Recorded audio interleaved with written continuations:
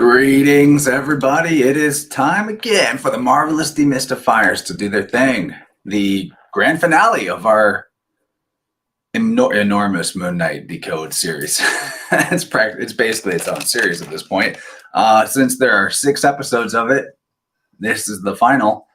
We've actually done more than half of our entire marvelous Demystifiers just on this one thing. So as exciting as it is to be here at the finish line for this one, I'm also really excited for what will come next to move on to some different subject matter. There's a lot of thematic stuff going on in this one that I found interesting on the rewatch. But I will say I think episode 5 was where it peaked for me in terms of being interesting. So yeah, guys, before I kind of talk about the main themes that I'm seeing here, how's everyone doing? Gordy, I haven't seen you for a while. What's up, brother? I'm doing all right, brother. Hanging in there, keeping busy, doing lots of, little things. It seems like you're doing a lot of things and like you're doing nothing. And then you realize, oh, maybe I did some things. Like you accidentally found out you did some things like along the way. Take the wins, right? The little things make up the big things. Right. Gabriel, how's it going, bro? Real good, man. Real good. Been grinding out some last minute graphics for this little production tonight. Getting all my thoughts in order. I'm pretty stoked to lay it down. Yeah, to be honest, I'm more excited about what you're going to have to put out there than my notes this time. Honestly. Dang, I was going to have my book, my Howdy McCoskey book on hand because there's a part I wanted to reference in there. I might go grab that. You guys sit tight. Be right back. I'm going to grab a book. Absolutely. So check this out, man. I saw a bobcat in the owl tree today.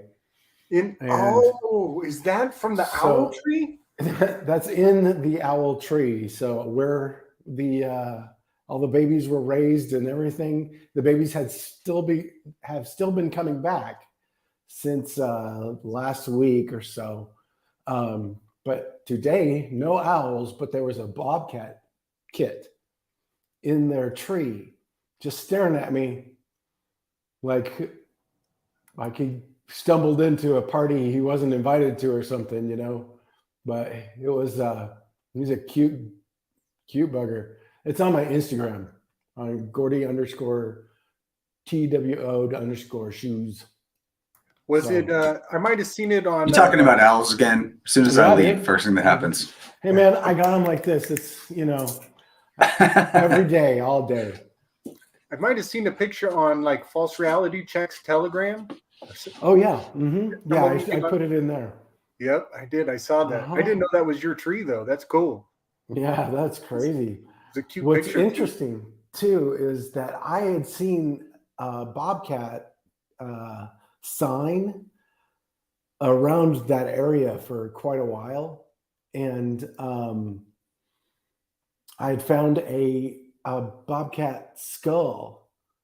It was an adolescent skull, but it was in the path of where the owls hunt. So I had kind of put 2 and 2 together that they had tangled with some of those bobcats before.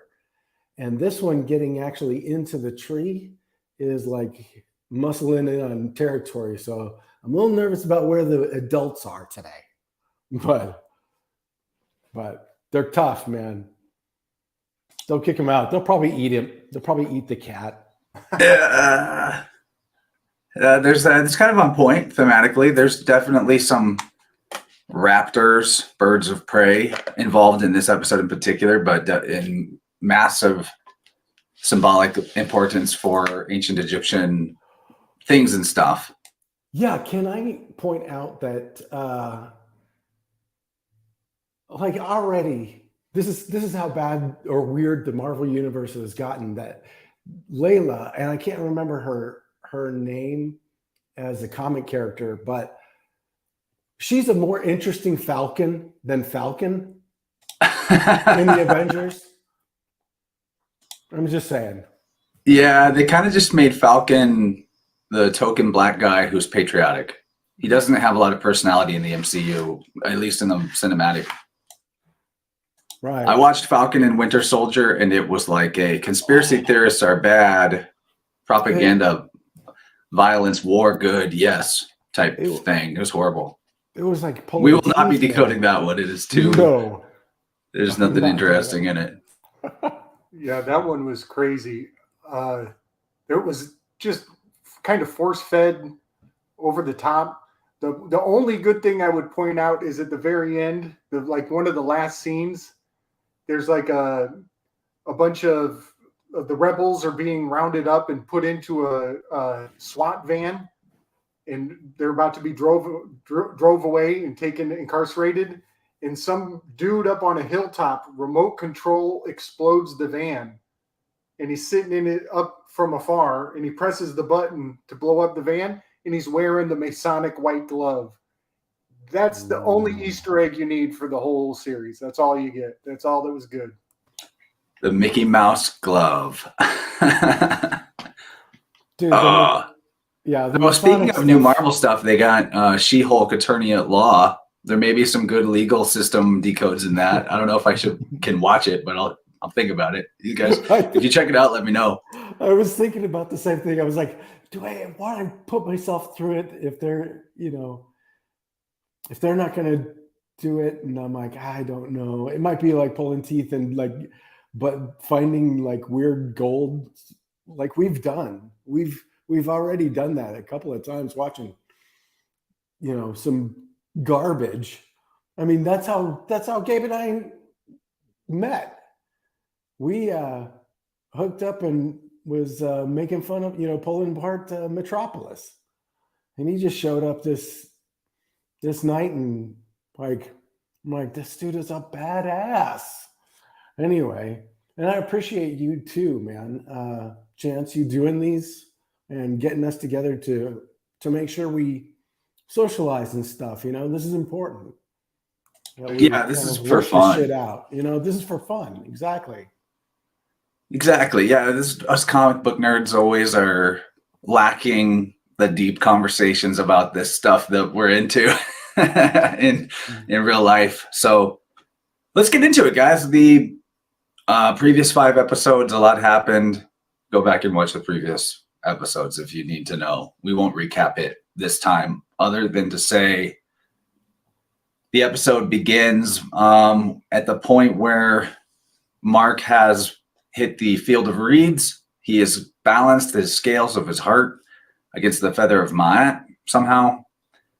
And so he is able to be resurrected, but there's a few things that have to happen first in this one. And in terms of like the themes that may be lurking below the surface that I saw coming up again and again in this episode, the only one that's coming to mind that I found interesting, and let me know if you guys noticed this too, but that the hands were very important in this episode. It was like the majority of all the mirror and reflection symbolism of the previous 5 episodes got replaced with like a big extreme emphasis on hands.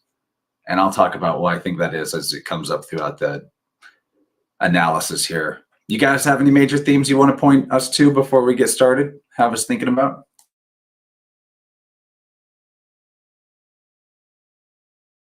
Oh, muted there, Gordy. Damn, dude. Okay. I kept seeing the whole Masonic thing too.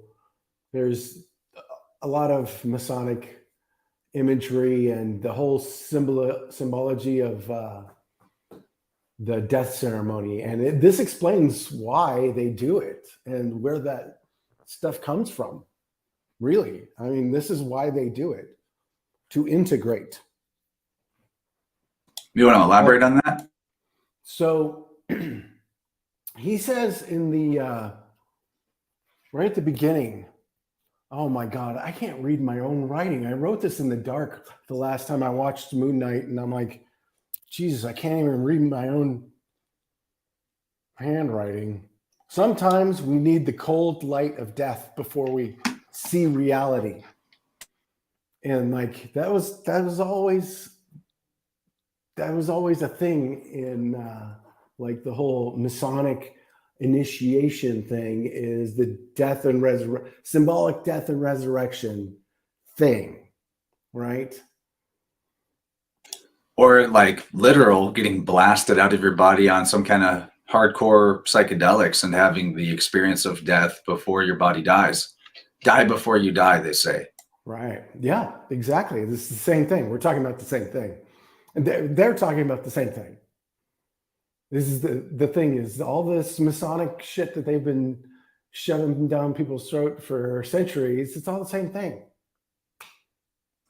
Well, we'll say shoving down their throats in some ways, like with the whole external Messiah idea. But on the other hand, we do have a realm that is predicated on this cyclical death and rebirth thing. That's nature and its reality. So the other theme, now that I'm thinking about themes, was although she's never named, Isis is extremely present in this episode. Massively so. And we'll look for that as we go too. What about you, Gabriel? I see a lot of symbolism around like the turning of the age, or the handing off of power mantles. Who was in charge? Now there's a new boss in town, and then there's a boss battle at the end. And just when you think that everything is resolved, turns out that there's a little hook to set you up for the next season, for the next plot twist. So yeah, a lot of turning of the age and passing of the mantle.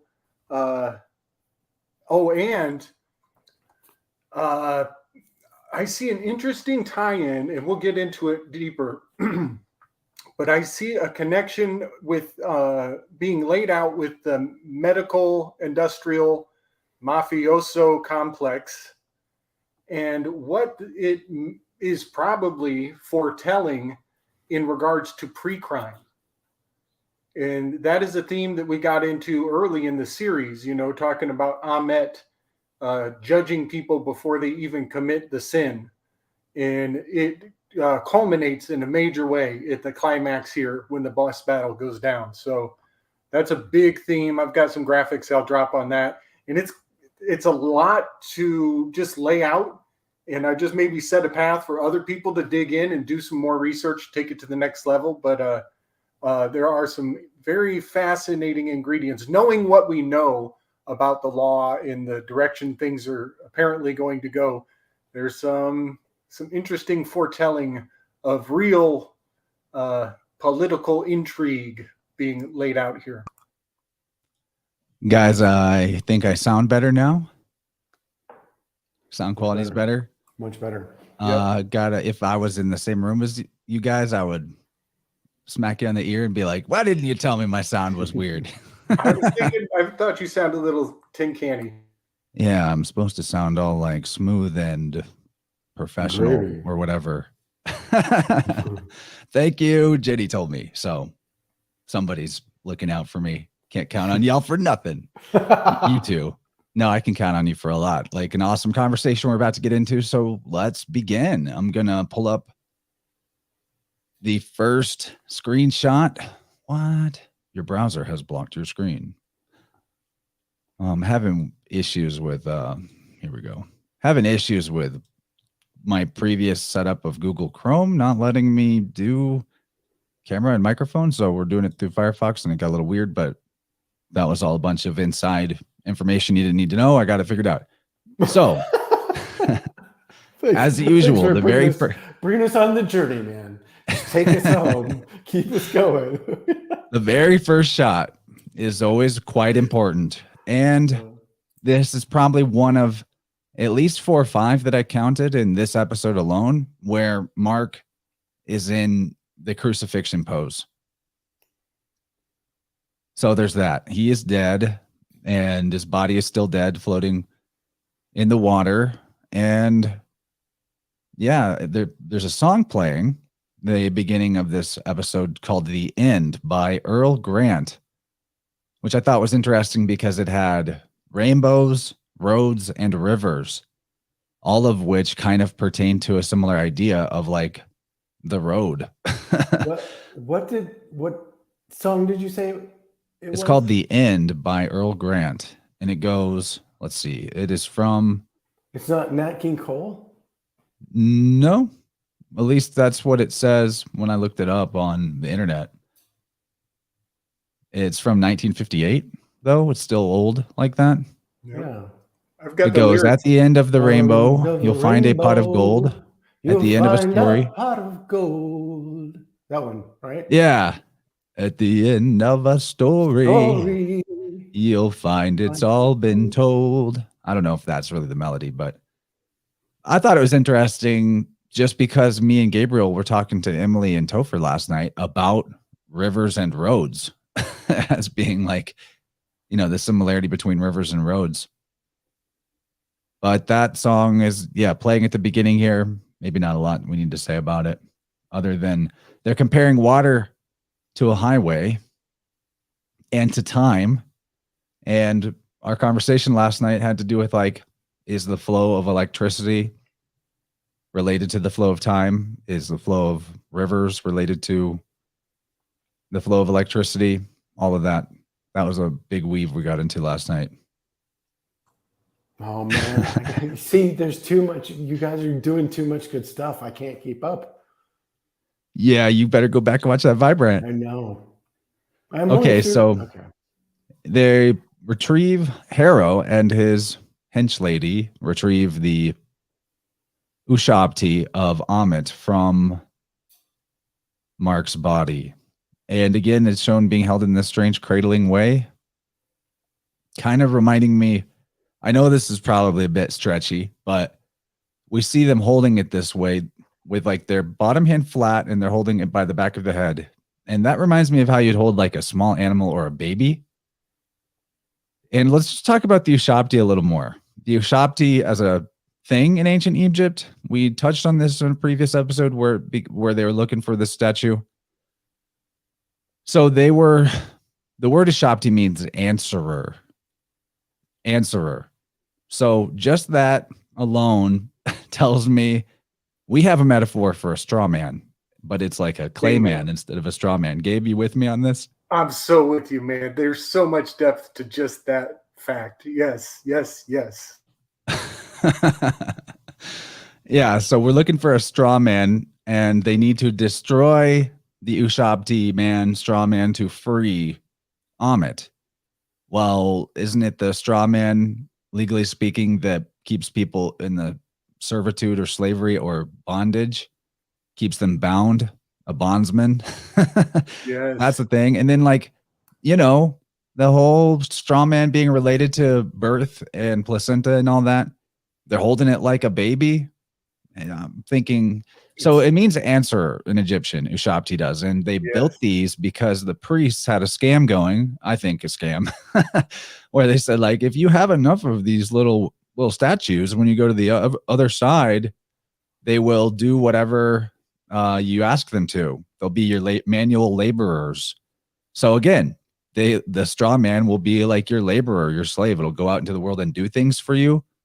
Well, the straw man does kind of function that way for those who are above it, legally speaking. They use their straw man when they need to, but they're not sort of, they don't have to do the things, the slave work themselves. Like, it's a liability shield. There's all that. And before, I can't remember the name of it, but before they actually had statues that represented all kinds of different manual laborers, and the rich people that got mummified would have like hundreds of these statues. They'd have some to do the milling and the tilling and the watering and the harvesting and whatever the job was. And then that wasn't really going over so well for the priest class. So they switched it up to, this is just a one does anything you want type slave instead of a specialized slave statue. So you don't need as many of them. So yeah, just buy a lot of these for your burial. So yeah, that's my thoughts on the ushabti. Yeah, buddy. Yeah, same page for sure. You know, it's interesting. I recently was listening to one of the most recent videos on UBTV. 2 words, all caps, UBTV. And he was going over some biblical stuff. Nice.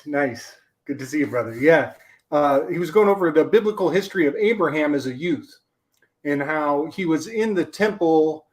And I'm rusty on this story, but I'll just cover the basics. He was fed up with the community and the culture that he was living in because they were giving all this allegiance to these idols, to these statues. And so when all the people were away, he smashed all the statues except for the biggest one. And then he took the stick that he used and he put it in the hands of the largest one, I think it's Moloch, was the one he left intact, and put the stick in the hands of Moloch, and then he jets out. So that when the people come back, they're like, who the hell smashed all these statues? And then they talked amongst themselves. They're like, that Abraham kid, he was talking smack about the statues. Let's ask him about it. So they bring him in. They're like, what happened? And Abraham's like, hey, why don't you guys ask the statue? Didn't you convince the whole community that these statues are answerers? They have the answer to all our problems. Just ask this last statue. Ask him. He's got the stick in his hand. It's clearly his thing. And then the priests are like, they can't answer our questions. And he's like, aha, aha. And so that came to mind for sure because, still to this day, an answer is interesting because the ushabti is called answerer. Right. And, when you're in court, they call for the straw man. And if you answer, then they assume you are the straw man or whatever. Yep, exactly. And so that story is actually kind of a format that you can take on in your legal case, conceivably. And I hear that people have tried this before where they're like, well, what, do you want this piece of paper to talk for me? You got questions for this piece of paper? Well, it's not going to say anything. And you can flip it the other way around and you can say, oh, the prosecutor is the state. Well, let me hear the state answer my questions. I got some questions for the state. Who is the state here? And they're like, oh, there is no state. And you'd be like, aha, aha. These graven images, these dead corporations, they don't speak for themselves. So that's a bit of a reveal on what I think they're getting at.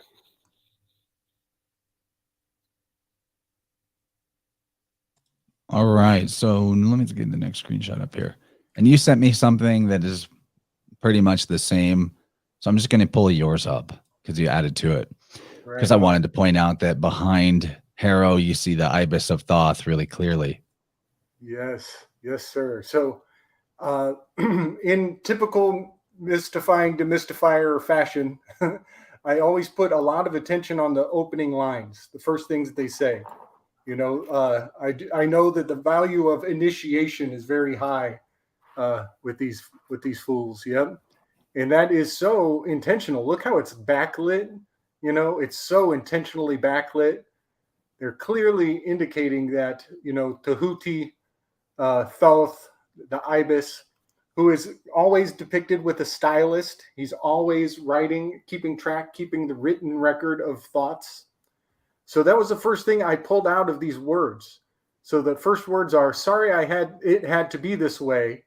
Mark Spector, Stephen Grant, whoever else might be in there. And so I took a good amount of time and did some anagram work on this. And it actually kind of jumped right out. It was not very difficult. One thing about anagrams, the longer they are, the more letters you have to choose from, the more variations you're going to get potentially. So it becomes more and more objective with the more and more letters you add. And but I pulled out immediately the ibis Tahuti. I extracted those letters right away because we have the ibis Tahuti in the background. And that kind of whittled down my options bit by bit. And so the remaining letters can be construed to read ibis Tahuti, who made my rhythm, who weighed my rhythm store, initials MSSG, I reverse the blessing. And MSSG is in septenary is 1667, which is the year after the birth certification was initiated after the London fires. the city of London caught fire, and that's when they started basically claiming everybody was lost at sea. And so there is a lot of correspondence to the fact that he's in the water. This is a birth ritual. That is right around the year of the birth certification's beginning. And the very closing scene is going to include the city of London yet again. And it's rebuild, its buildings, the structures of the skyline of the city of London are going to be the very last thing you see when they cut out at the end of this episode. So it comes full circle right there. Dude, this is why you're on the team. This No, right man, here. I'm saying the same thing in my head. I'm like, this is what I'm here for. This is what I'm here for. Do it, man. Yeah, bro. So What it was like, I had a hunch, and you're just like, let me substantiate your idea here to the max. Totally. The 1667. How did we miss that before now? MSSG. That is amazing. Yeah, buddy. Yeah, I'm loving it. And you know, it's almost I reverse the blessing. I feel like that is laying the theme for what's coming here. I feel like they're revealing the birth certification and the power construct that has been in place since then. And that by the end of the movie, there's almost like they're telling us that there's a new program. Something new is in town. And so you might want to extract your consent. You might want to pull your blessing out. You might want to seal your trust away and secure it in a new fashion, because there's a whole new day ahead of us. And it's got to do with Knights Templar. Yet again, it's got to do with hospitals and pre-crime. And we'll get into that. Dude, right? The Templar stuff. Oh my God. It's everywhere. Like, there's all over. This is the thing that for you guys, has it changed everything you watch? Like how we're consuming this stuff now. But like, I mean, clearly it has for us, but I wonder who, the people that are seeing this in the future are like, man, maybe I should watch everything like this, because, they're all telling us things from the ether or whatever, through these myths or whatever they're telling us, whether they know they're telling us a spiritual lesson or not. If we choose to look at them this way and look even deeper, which is why we do this stuff, so we can just like talk out the weird shit, like this is learning from each other. This is badass. Yeah, but so I'm having fun. Yeah. I honestly have a hard time believing it is intentionally encoding as much as we see in it, but that through the human imagination, truth that comes through, like, we're psychoanalyzing our own dream here. Something like that. It's now, out there. B. Hoff had an awesome comment. He said, at the end of the Rainbow Song is a pot of gold, a nod to leprechauns who are shoemakers. Ooh, nice. Shoe's been a big deal in the previous episodes of the God Shoe. Yeah. Yeah. And one thing I'd like to tie in, all of the knights, all knights require these initiatory practices, and they are, they hold the true history of events and crusades and even chronology, I believe. And it slips through, they're flashing, they're showing their hand to one another. But one thing, the Knights Templar are not exactly the Maltese Knights, but they're close enough. It's all the Order of St. John. They're drinking out of skulls. Their initiations are so similar. But MK, this is the point I wanted to make. MK is Moon Knight, MK Ultra. That's the Maltese Knights. It's also Malkuth is your feet, and Keter is the head on the Tree of Life. So the MK is full spectrum dominance, and that's an ancient system. This stuff is not high tech, futuristic. It's been around hundreds of years at least. That's why this thing feels so Freemasony. Like they literally feel like what Moon Knight kind of says to me, this version, is it's told from some sort of Western ideology. Like this is more of like the Freemasons rewriting history kind of, or rewriting their own kind of myth. And like, but the thing is writers do this. They'll take one thing and add another and do, add stuff and take away from that, change the stories, but they're also telling us truths, whether they think they are or not. That's the magic of this kind of stuff. Like, I don't know. Yeah, man. It's good to have the context, so then you get the joke. Right. Thank you. Thank you. Once again, crystallizing my thoughts perfectly. So another thing to point out is that Harrow, after he says his whole, sometimes we need the cold light of death before we can see reality, puts the scarab on Mark's chest. Well, the cold light of death is the sun in winter. And like it's light, but it's cold, right? In the Egyptian duat cycle, which is their travel through the space between here and the afterlife. Some people call it the underworld. It's kind of different than that concept. So the initiate, or the person who's traveling through the duat, in a lot of the texts, like the Book of Gates, they're depicted as like the ones that are successful in the transition through the duat, transforming into a scarab. And on this scarab is some writing about Khepri, which we uncovered, I think, in the second episode. Khepri is a form of Ra who is involved in resurrection, actually. Resurrection and metamorphosis. Khepri is sometimes depicted with like a scarab or beetle head. So it's interesting that Harrow puts the scarab of Khepri on Mark, because a scarab amulet or trinket would be thought of as like potentially as a magical implement for some kind of resurrection energy. So it's like he's foreshadowing the resurrection. It's almost like he is initiating the resurrection or approving of the resurrection that is to come by putting the beetle on his chest. And he's going through a duat journey. Like I said, scarab represents that. Very interesting. I think when we see the boss battle later, we'll get a real understanding of the scarab and the sort of like that dichotomy in the sky clock between Cancer and Capricorn. That's really the boss battle that's going on, the gate of the gods and the gate of man. Nice. So we'll move forward here. We have a lot to do.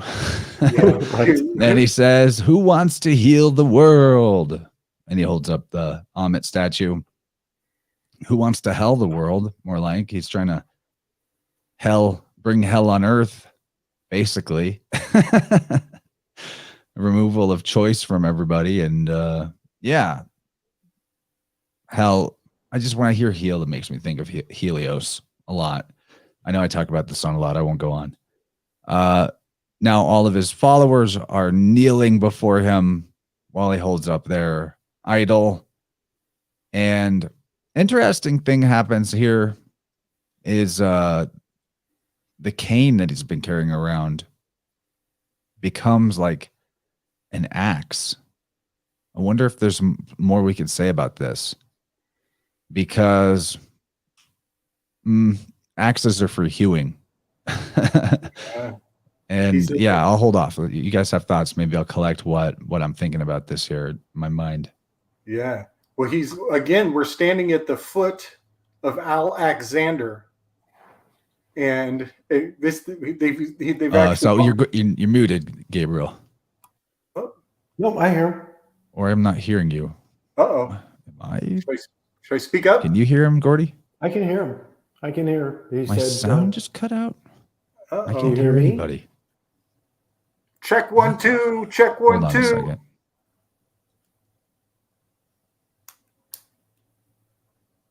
Hello. They've been updating my stuff a lot lately, trying to throw curveballs, and I'm in re-education camp with my own phone right now. Oh my God. Isn't it torture to learn a new fucking system? Oh, Yep. Slowing me dude. down. All kinds of curveballs. Getting old, man. Uh-huh. Oh my God. I Yep. did not want to learn one more fucking technology gosh. thing. Yeah, one of these days I'm gonna get that burner phone I always said I would get, and I'll Right. never turn back. Right. Yeah, It's a beautiful fantasy. Liberation. Wouldn't that be great? Oh, let's see. One of the themes that I noticed. Oh shoot, what was it? In that kind of, I mean, the death and rebirth ritual. He was shot twice in the chest, right? Yep. Center mass. Is that a symbolic killing? I can't, you know, what I think about is like, you know, the Jabberwocky and the fact that it requires boosters. And even like, you know, we know one of the rules of Zombieland was always do the double tap. Can't forget the double tap. I forget what rule that was. Mm-hmm. I don't know. All the sound coming from my browser just disappeared. I had to like close it completely and reopen it. And you sound weird again, but we You can got the hear tin you. can. Okay. Thank you. Motherfucker.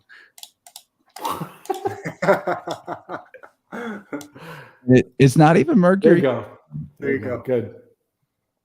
Thanks for telling me this time. So, Yeah, damn it, and I missed what we were saying That's here. spinach in your teeth. I believed you.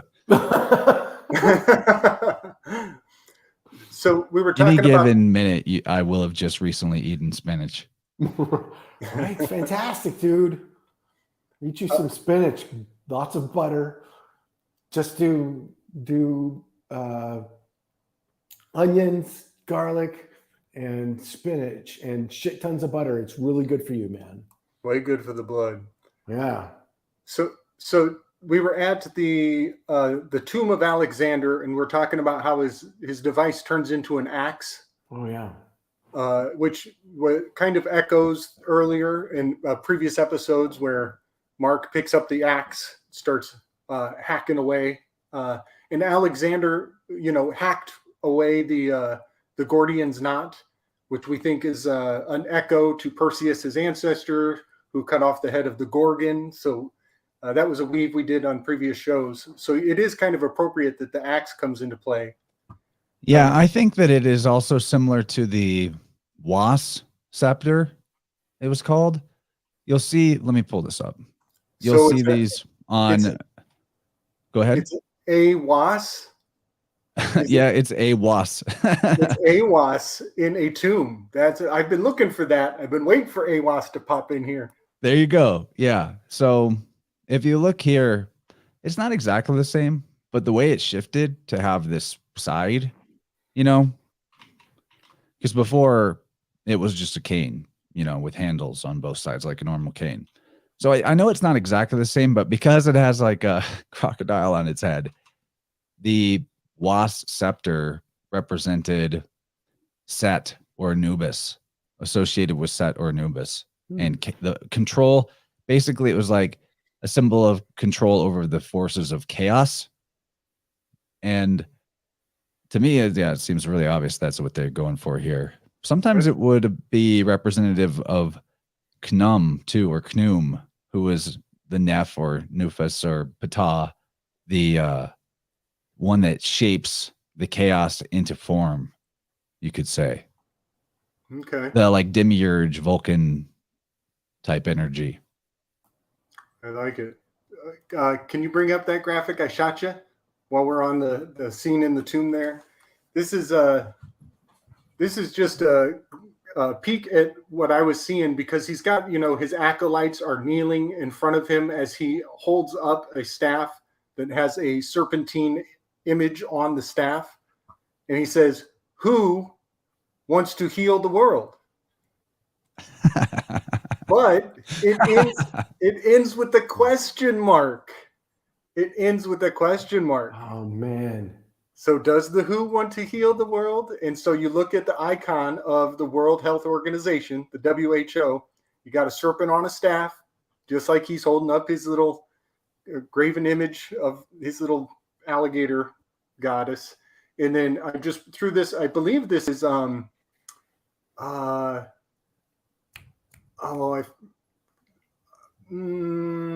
forget the name of the artist who does this painting. It's going to come to me in like 2 minutes, but I just threw this picture. It's one of many images of Moses healing the Israelites when they get stung by the flaming serpents. And this came up in our weave on the iPet Goat as well. We talked about this particular aspect of the biblical mythos, using the snake on the staff, the brazen serpent, to heal the Israelites. And then they obsess over it and start to worship it too much, much like modern day people are using the medical industrial complex to their own demise. That's a good weave, dude.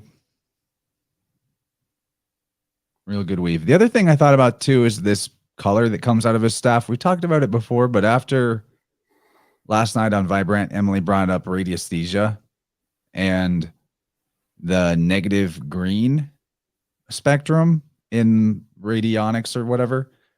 There's the negative of green is kind of magenta, actually. So what is? And so it's like the negative of like like the lime green that they show a lot, that sort of neon artificial green that they usually represent sort of sickness with. So this is like the inversion of that, but on the same spectrum, kind of. And it's kind of like the idea is it's like the deadly orgone. Exactly. Idea, right? Okay. Exactly. Okay, we're on board. Okay. Sorry, go ahead. Yeah, the color that comes out of the staff is a lot like deadly orgone, big time.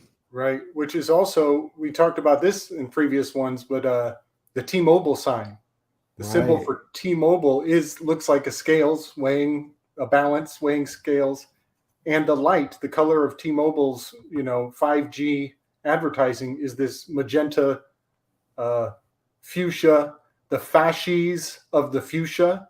The fasces is an axe as well, wrapped up in religare with a bunch of reeds. So there's a lot to that. I dig it. And I have a little bit more to put into the weave about this staff and Harrow, but we'll save it for the next time he whips it out, because there's some other things in the following scene that will add to it. Now, Layla is watching from the background, and she does the classic retarded Hollywood movie thing where she like knocks out a bad guy 5 feet away from all the other bad guys and somehow completely silently incapacitates somebody who's a professional paid killer, by the way. It makes zero sense, but I will laugh at that. I'm always on the placenta tip. It is a hooded figure who is sacrificed by the female here, and Harrow, he like notices it, and he just turns his back, turns on heel, and walks away. So I'm thinking placenta. You don't even see the character's face. It's a shady character. And it gets, the body. Oh, and she steals his hood. She takes the hood and dons the hood. So I'm thinking we got a little bit of placenta ingredient going on, because she, from that point on, she stole his personhood, stolen identity. Right. Yeah, man. Nice. I think there is a lot here. And then she goes on to be kind of invisible. She's got like a shroud, and she's fitting in with his minions. Yeah, I have some screenshots of that as it comes up later, and all I had to say about it was to make fun of how stupid it was logically, movie logic. But it is weird because Harris seems to have this sort of psychic aura about him. He's always pulling information out of other people's head, even not necessarily touching them to do it. So that combined with the fact that he's putting the scarab on Mark's chest, it's really bizarre. It's like he is planting the seeds of his own downfall, which very much is in line with the whole Capricorn and Cancer dichotomy of the solar cycle. Excellent. Well played, man. Yeah. One other thing, he pulls the ushabti and puts the scarab, and that is adhering to the law of equal exchange, which is actually an alchemical concept that survived from alchemy and is now considered a scientific principle, but it's goes way back. Oh, nice catch here. Look at Yeah, that. I think this is the first time I noticed it, but he theoretically would have been wearing it for a long time. Wow, man. Wow. And he's about to have a resurrection. There's about to be a Jesus thing. Jesus was a Jew. It was. I think it was more prominent in the comic. They made, for some reason, I remember in this series, they did make mention of him a little more. Well, I guess they do in this series too, but that putting it on like a uniform kind of, because it's clearly he's not in Moon Knight, the suit, but it's still him, right? And with that as the symbol in this form, right? Yeah, super Jew. And it moves from the star to the moon. Oh, good point. Well, the other thing about this symbol is, yeah, it's associated with Israel and the religion called Judaism, which is not a race, by the way. Just throwing that out there. That is not a race, although it's treated like one. Jew is also named for the sun god, the solar deity. I mean, he's wearing this indicating that he's a Jew, but a Jew is also you or Yah. It's the solar deity too. That's where the word Jew comes from. And it's also true that Masons are quote unquote Jews. Right. And most of us are, he's a solar deity. He's a Mason for sure. Right. And if circumcision is any measure of your Jewishness, then I guess we all are. Woohoo! Glad I wore my hat.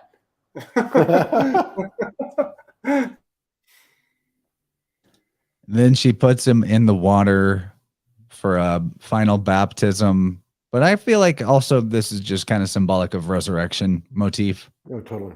Because water is the healing element of the four elements.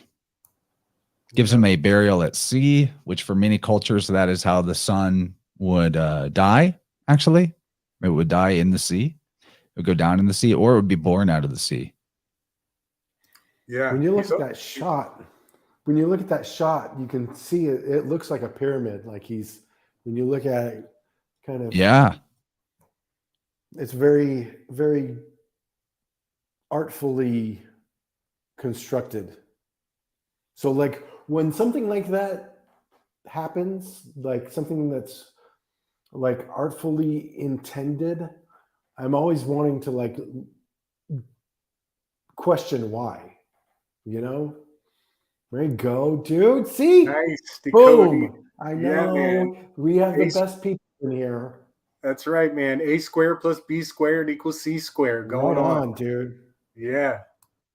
Yeah, it's always worth pointing out that whole thing they call the Star of David is way older and bigger than one culture owning it as some kind of racial or religious or national symbol. Big time. That's a good one. Well, for the people just listening, he says that shape actually has nothing to do with Jews. It's the only incommensurable geometry of the 108, 36, 36 triangle. Phi with a crosscut of 1/phi. The geometry of water and binder of DNA. Interesting. I feel like I need a little more. He's seeing a different triangle than I am, but they're both there. Yeah. I think he's talking about the Star of David triangles.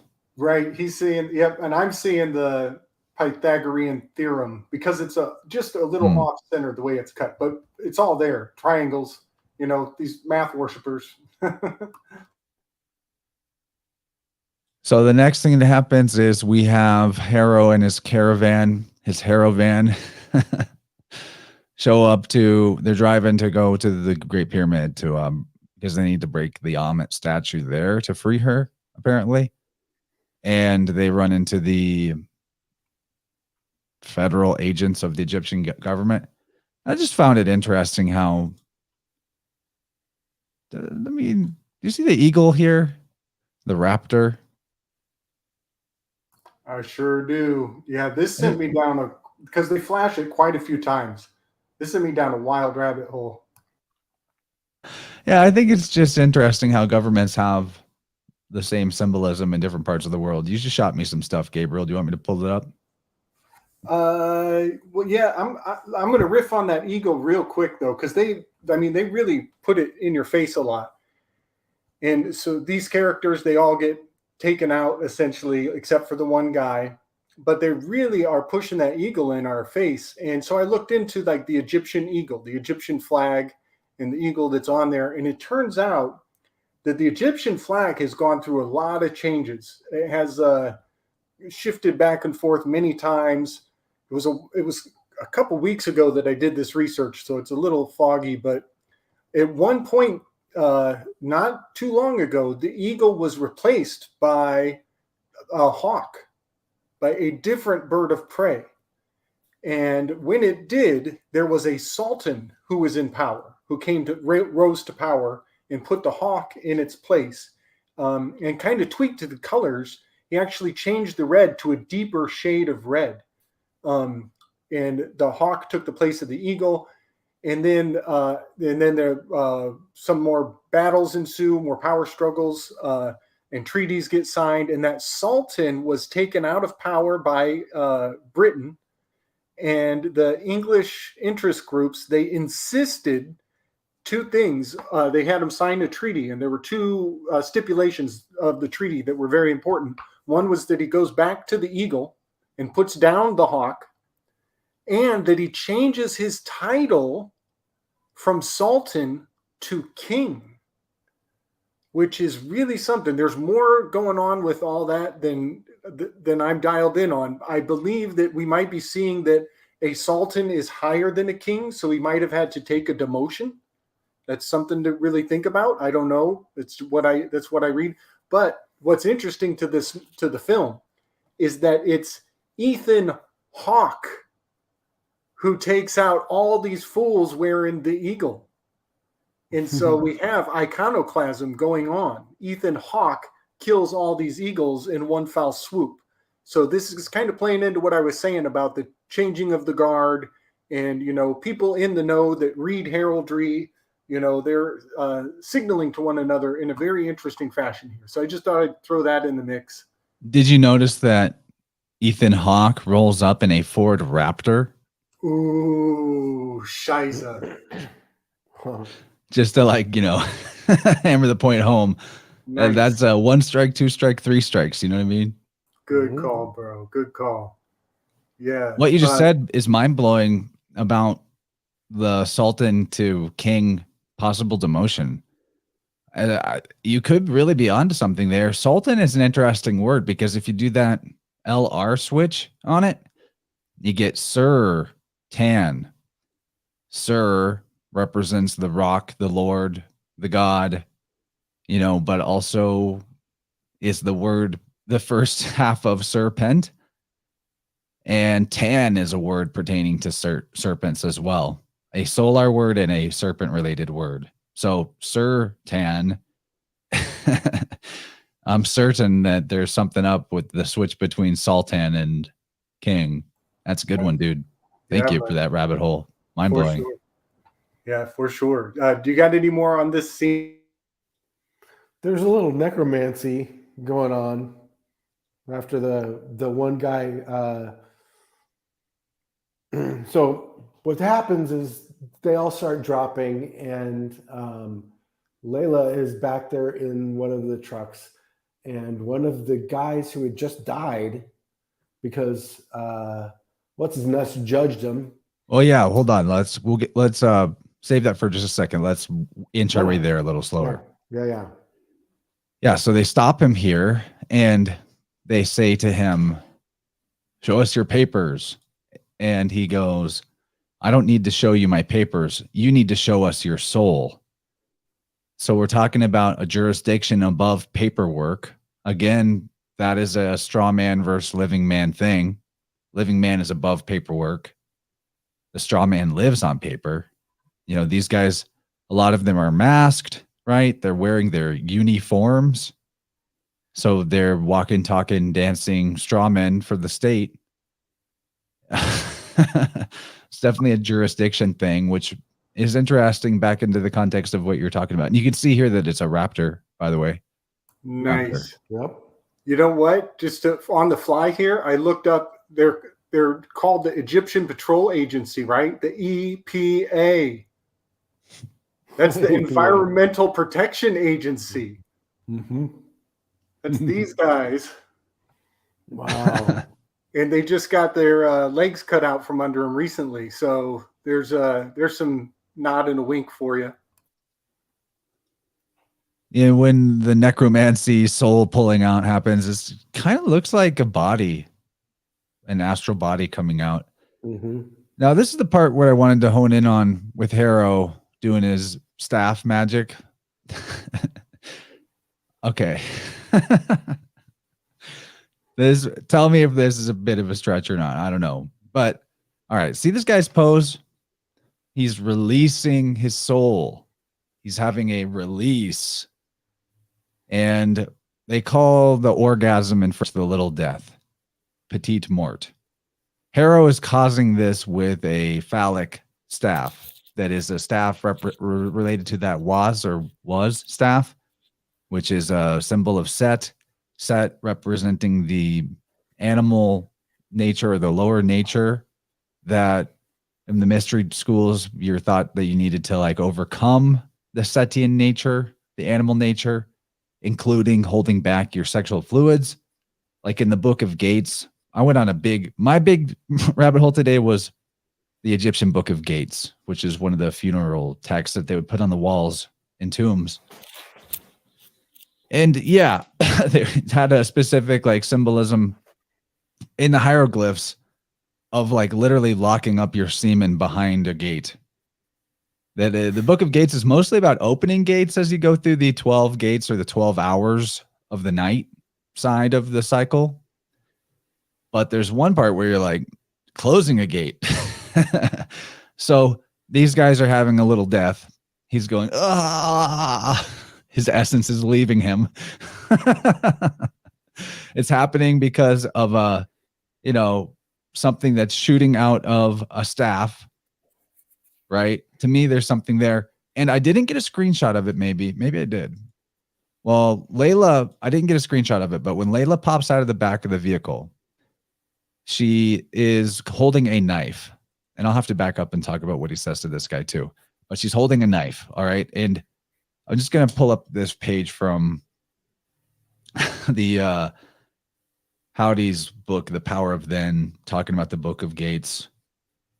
So he's describing right here, there's multiple places in here, but in the second hour, if you will, of the 12 hours of the Book of Gates, there's like an upper register and a lower register meaning like a collection of hieroglyphs in like a rectangle. And he's talking about in here that there are a number of gods in the second hour having a penis as a knife, showing they are cutting off their sexual desires. Always with the Why is eunuchs. it always got to be the eunuchs? They're Why is it officers. always got to be the eunuchs? Yeah, behind them is a deity called Overcomer of the Power of the Enemy being sexual energy not used properly. There's also information of the battle that will occur. Here is a famous picture of Horus that has Set coming out of a side of Horus. Set is the netter of destruction, he who killed Osiris. This important carving shows that the parts we'll be battling are actually parts of ourselves. And he says, also of note is that all the figures in the upper level hold their objects in their left or their feminine hand, further showing the focus. Okay, so the lower register in this second hour of the Book of Gates has gods with corn in their hair and others with ears of wheat in their left hand. 3 mummified figures sit on blocks in the classic Egyptian meditative posture, signifying the starting of the meditative process at this stage. Now here's the interesting part. The first mummy has a knife for a phallus, again, and is called Eater of the Phallus. And the next two have an ankh instead of a knife, showing that they have already controlled their sexual life force. Another two-headed god called Horus Set appears in the lower register, symbolizing the same ideas as in the upper. So anyway, he's doing this whole like animal nature, symbolic ejaculation. These guys are having their little death. They're dying from the loss of their essence. And she comes out with a knife, and she's the feminine one. Like, she's going to be the overcomer of the power of the enemy. Her plan is to go, shank him. There's actually more. I think it was in the 5th division that had some more wild, like eunuchy stuff, but I'll leave it at that. The Book of Gates is fascinating, and I think that there's something there in what I'm describing here. Yeah, big time. What something came to my mind looking at this is there's towers in the background, potentially 5G network towers. We got the 5G pink energy, the orgone, the death orgone. And look how they ran past the stop sign. They blaze past the stop sign. You give them an inch and they take a mile. They disregarded that boundary. They came right in. All of them came right up past the stop sign and then had this sneak attack. And they're all officers, which we talked about last night, about officers being the eunuchs of the Pharaoh. That's a trip and a half. So I just, on the fly here, I looked up another acronym for EPA is the Ethiopian Pharmaceutical Association. And I pulled up their logo, and wouldn't you know, Tedros, I can't even pronounce his last name, obfuscated last name, intentionally hard to pronounce. Tedros is the leader of the WHO. He's the president of the World Health Organization. He's from Ethiopia. And in Ethiopia, he committed many, many war crimes that nobody is talking about. They're unspeakable war crimes. So that's another acronym that EPA is signifying. All of it health-oriented, health-related, Environmental Protection Agency. And this is the Ethiopian Pharmaceutical Association. And I shot you a image, Chance, of their symbol. It's a snake wrapped around a chalice, which is the symbol of Vatica. The goddess Vatica is holding a snake. Yep, a snake cup.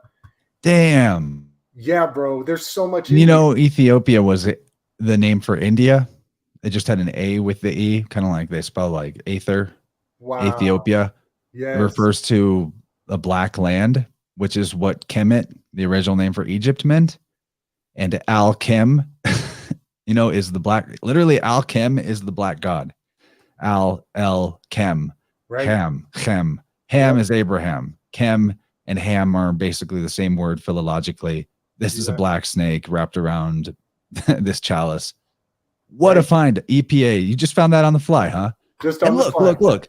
By the way, we're talking about the black ham sun in winter. Well, this is like a solar disk, yellow disk. But what? Why are there snowflakes on this thing? What happens in winter? It's not an Indian wheel. That's an actual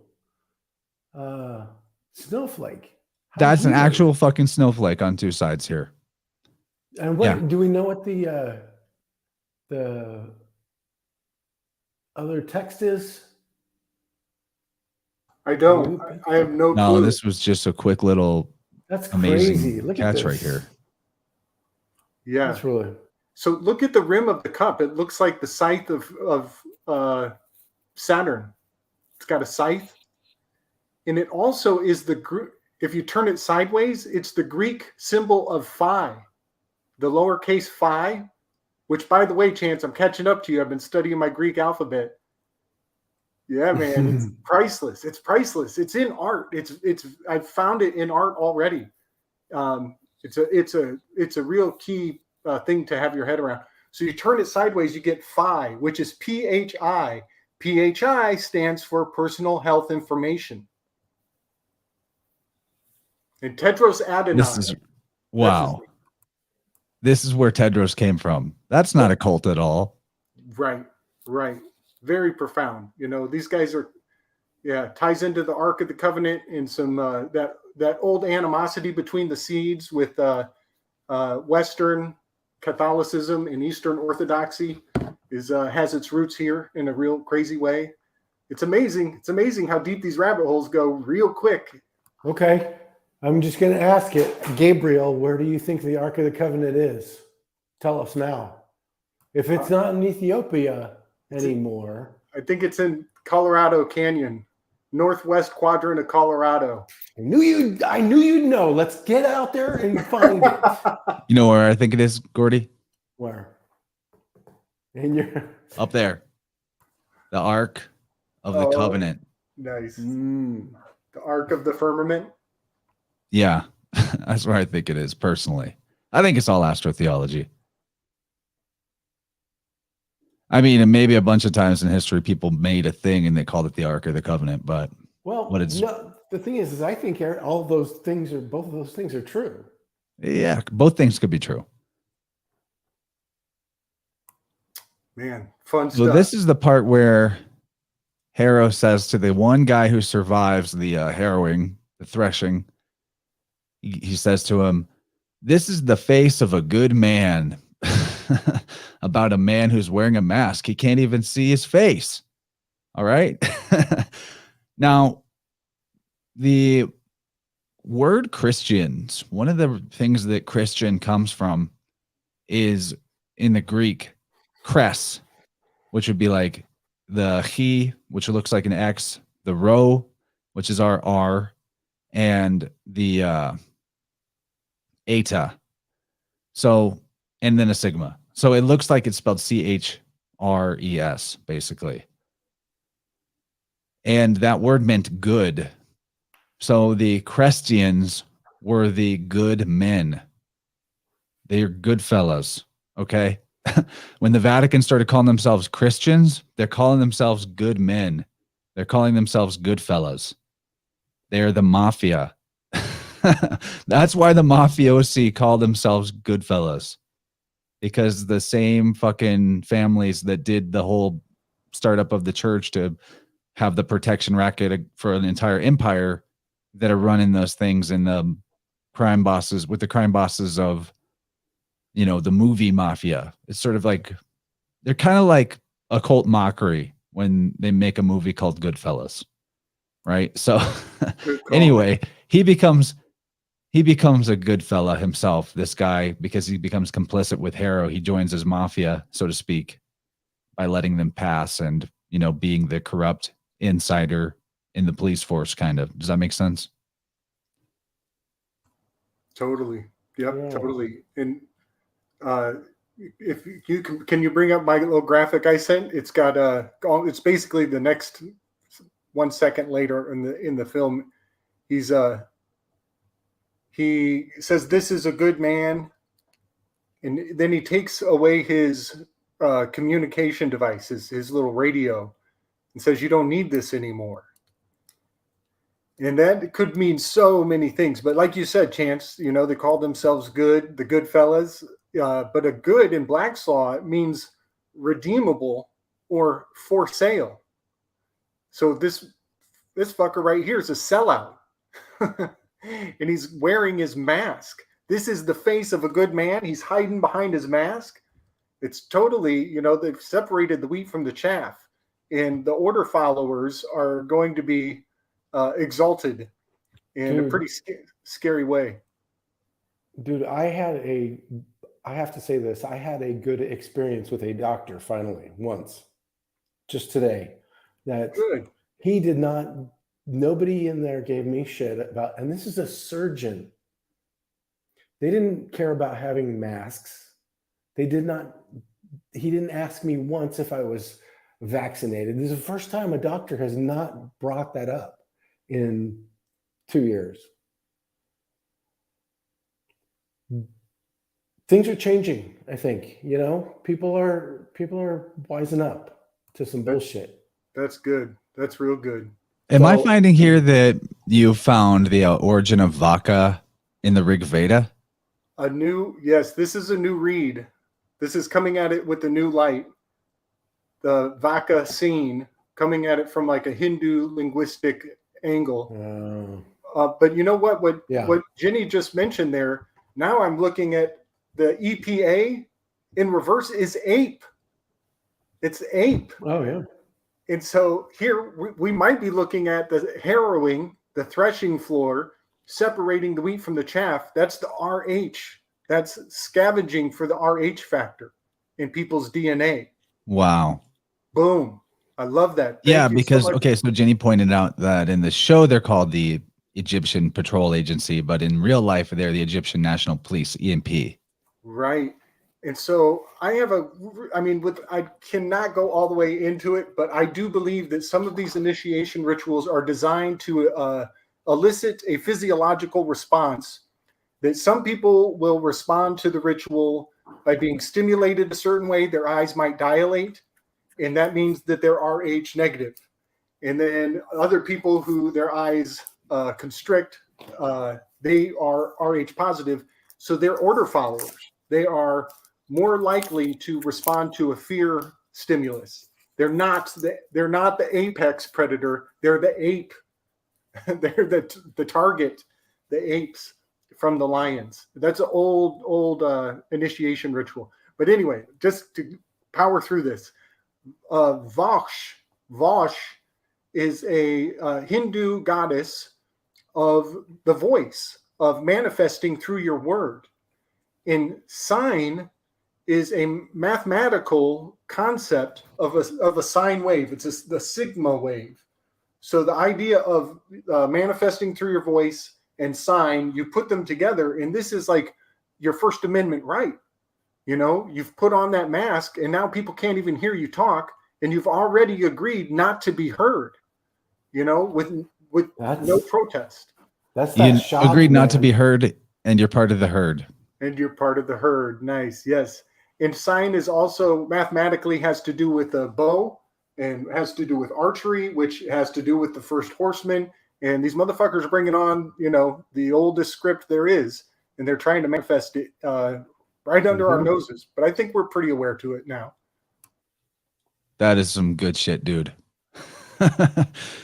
Yeah, But I can't believe I had heard of this. I'm gonna have to send this to Dylan because this Vosh character that you're pointing out here, that is no different than Vox.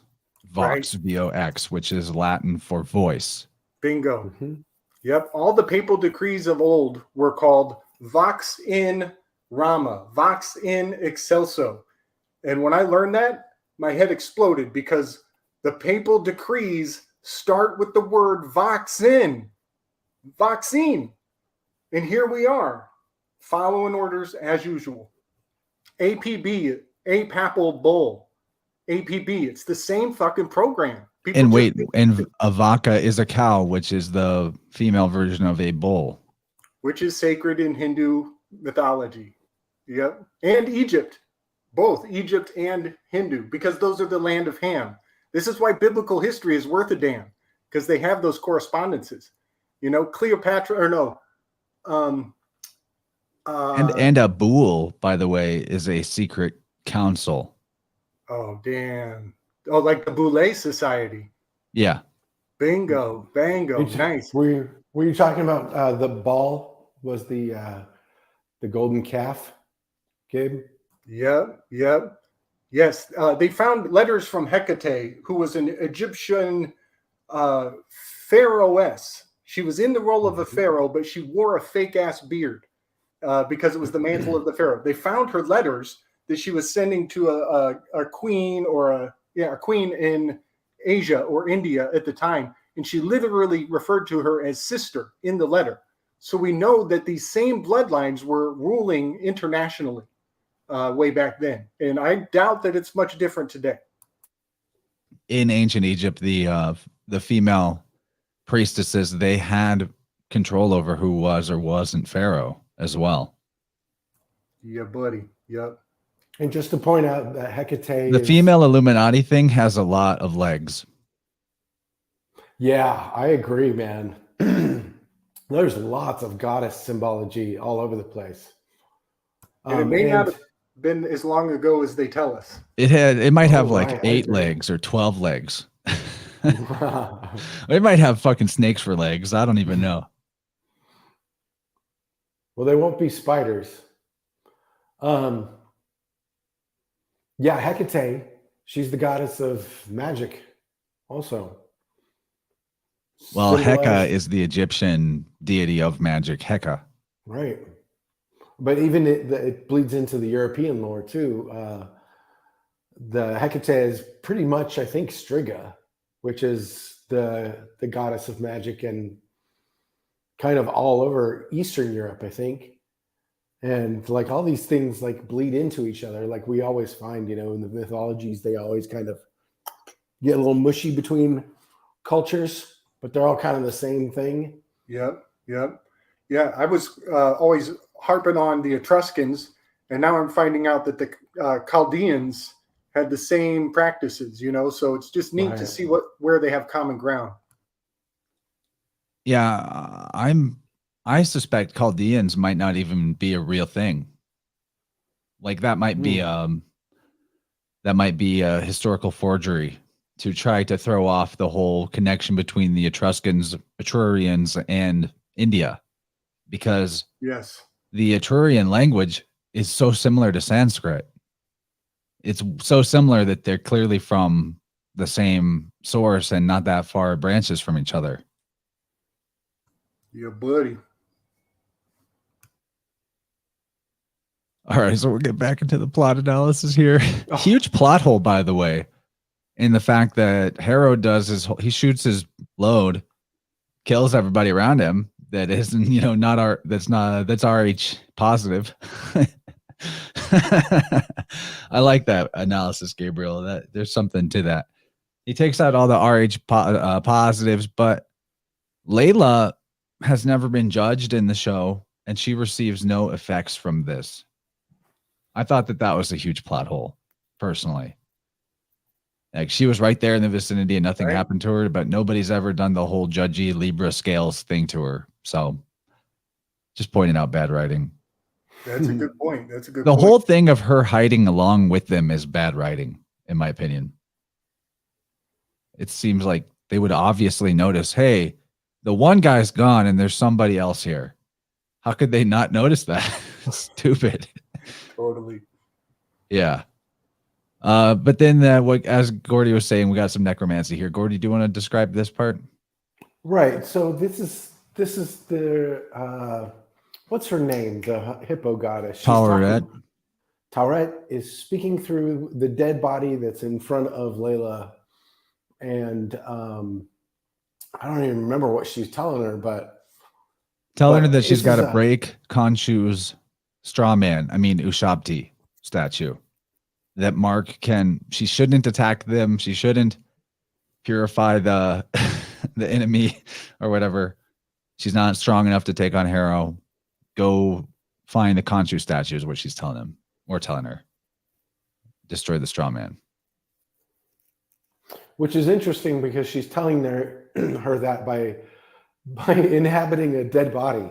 Like if that's not a golem kind of idea or possession idea of using a straw man, that's what that is. So the next thing that happens while she's possessing these dead bodies to talk to her, I found it really noticeable that the corpses were talking with their hands. Her hands were I know Tauret kind of is animated that way, but these dead bodies were like waving their hands around while they talked, like way more than normal. And that got me thinking about hands. And then I started noticing the hands throughout the whole thing. But okay, in Latin, manus or manus, manus, that means hands. Just hands. Demones Sounds a lot like demons. D-I-D, manes, M-A-N-E-S, are chthonic deities that the Latin people believed in, sometimes thought to represent souls of deceased loved ones. So these are deceased people talking to her, and they're talking with their manus, right? And she's trying to get it, and she's basically getting a communication from her deceased loved one, who is Mark, talking to her through Tawret, through the dead body. So the manes were associated with genie and a couple of other types of deities, depending on the locality of whatever religious cult it was. But I thought I would talk about the manes a little bit because it's an interesting concept. It looks like the word manes. Let's see. I have a couple of notes here. Yeah, Saint Augustine wrote about these spirits and said that the souls of men are demons, and that men become lares if they are good, lemures or larvae like larva if they are bad, and manes if it is uncertain whether they deserve well or ill. He also states that the blessed are called eudaimanes, which is like the Greek word for good demon, because they're good souls or good demons. So, these fathers of the church, by the way, guess what? St. Augustine wrote this book called City of God. That's where I was going. And this particular quote is from book 9, chapter 11. All the spirits of all men or souls of all men are demons. Book 9, chapter 11. What do you know? Dude, that's an interesting rabbit hole that maybe we should go down sometime, but we could do a whole thing on book club on St. Augustine. Because Dylan goes hard on St. Augustine in the fourth book. Oh, it's people need to get Dylan's books. Check out my audiobook of book 3, July's End.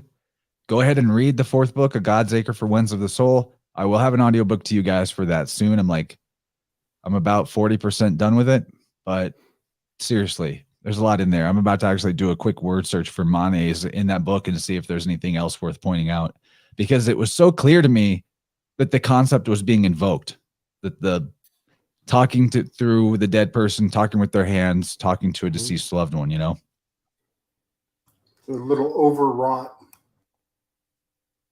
Now, he was, St. Augustine was the Bishop of Hippo, which I think was in northern Egypt, right? No? Bishop of Hippo. There's the Hippo. And so he was in more of the Middle East, but he was sent by the church out to, this is, Christian lore or whatever. But Augustine wrote City of God, and I guess it was probably around supposedly 500 years after Christ. But he was straddling that European, because he was a missionary. He was a Christian missionary out into the Middle East. Right. And also the first city in America, first ecclesiastically recognized city in America historically was St. Augustine, Florida. Right. Carrying his name. Yeah. Which, shout out to the Florida guys. You guys doing all that stuff with Juan, and guys got a fucking gator now? What the hell's happening? Yeah, man. That's an interesting project. I thought it was done, but then he just brought on another guy from Florida to dig into a whole new level. That's crazy. Yeah. There's a lot being unveiled in Florida presently. Yeah, isn't that weird though? This is how synchro this stuff is. We don't intend this, but we're talking about alligators or crocodiles, and this is probably the entrance of the big one right here. So about the manes, there's a good couple of chunks of things about the manes in Dylan's book, but he says specifically, I'll just read a quote here. This is from a Godsaker for Winds of the Soul. Anubis was the conductor of souls. Mercury was the guide to the manes, the spirits of the departed. So the manes were regarded as the gods of the infernal regions. That would be hell or the sun in winter, underworld. The basically this has to do with Mercury for sure. And so does he Mercury think was that- like the leader of the manes, which would be the same as Charon, the ferryman, or Jesus going down into hell to free trapped souls there after his death. You know, and then there's also the you guys aware of the Manichaeans? Oh shit! Yes. Whoo. Yeah, I just had a fun little revelation on that recently. So the Manichaeans were sort of like an offshoot of the Dionysiacs or Mithraism, you know, another mystery cult, Eleusinian type cult who believed in the astrotheology thing. And they actually, according to Dylan, they created the idea of Christ or Christos. It's actually Manichaeanism that the church adopted, which I find very interesting. Manichaeus. That is interesting. Does he believe that Augustine was a real person? I don't think he disputes Augustine being real or not, other than, How about you Josephus? know, there's possibility of anything that old not being real that's just come to us in writing. Mm-hmm. But he has a lot from Augustine in this fourth book, like Dude, a shitload. it's worth it. I read it in college, and it was mind blowing because if you think about it, I mean, it actually, you know, I grew up studying the Bible, growing up in the church or whatever, but like getting into college and like reading apocryphal and like this kind of stuff, you know, St. Augustine and finding out there's a whole litany of sacred texts that weren't included in the Bible, like opens you up to amazing things, you know. Well, check out this quote from Opera Augustini. That's one of the works of St. Augustine. Yeah. He says that in our times is the Christian religion, which to know and follow is the most sure and certain health, called according to that name, but not according to the thing itself, of which it is the name.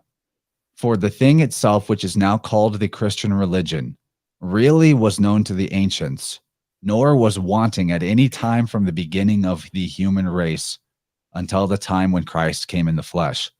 Whence the true religion, which had previously existed, began to be called Christian.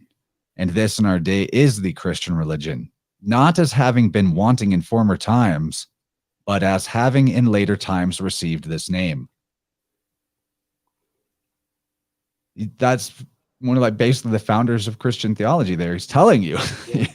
And to me, that's like it kind of proves the point that it really doesn't matter at all to have like a historical literal Christ figure appear. They're telling you right there, this whole thing existed before. We're just calling it Christianity now. Yep. Mhm. Yep. Yeah, we should do a St. Augustine breakdown because there's a lot there. You know, turns out Marquis de Sade was much later in history was attacking St. Augustine's writings because he knew those were the fundamental building blocks of civilization. So he was, you know, sweep the leg, Johnny. And those are ideological extremes. You know, Marquis de Sade is, you know, that's what sadism, that's where sadism gets its name. Sadomasochism gets its name from that guy. So you've got these two extremes, and it's worth knowing those two pillars, the dichotomy of that. Speaking of Manichaeism. Hey, what's up, J-Lo? And hey, Jenny, by the way, everybody, like we have the best community in the chat. So hi, everybody. There's tons of good people in there. Stacy, D, Andy, J-Lo, Jenny B, Rawette. Yeah, and more, but those are the ones that are currently visible in the chat without scrolling. Love you guys. And of course, Cody. Cody's got fire all the time. And on the Rockfin side, we got Artist Seer and Neil Barker and probably others, no doubt. So let's continue. We have a long way to go, actually. Yeah, it's gonna be a late night. But I wanted to get into that detour on the mayonnaise and the mayonnaise, the mayo. They're talking about mayonnaise in the chat because we're talking about mayonnaise. Hilarious. That's good. Syncretism sandwich. Now, okay, I found it interesting following this scene. I don't think I missed anything. Yeah. They go to the Great Pyramid and Harrow reveals a secret entrance in the side of the pyramid, which has long been written about. A secret entrance in the side of the pyramid has been written about for a long time. I'll just say that. Like that there's one hiding there and no one knows. I've heard this. I think it was it. Graham Hancock talking about this years ago on Coast to Coast. I'm sure I could find it in Howdy's book if I looked for it. Yeah. By the way, Howdy's got a new book coming out next month. Dude, could we talk? He asked if he could come back on InnerVerse and talk about his new book. So we'll be seeing him soon. Rad. Very cool.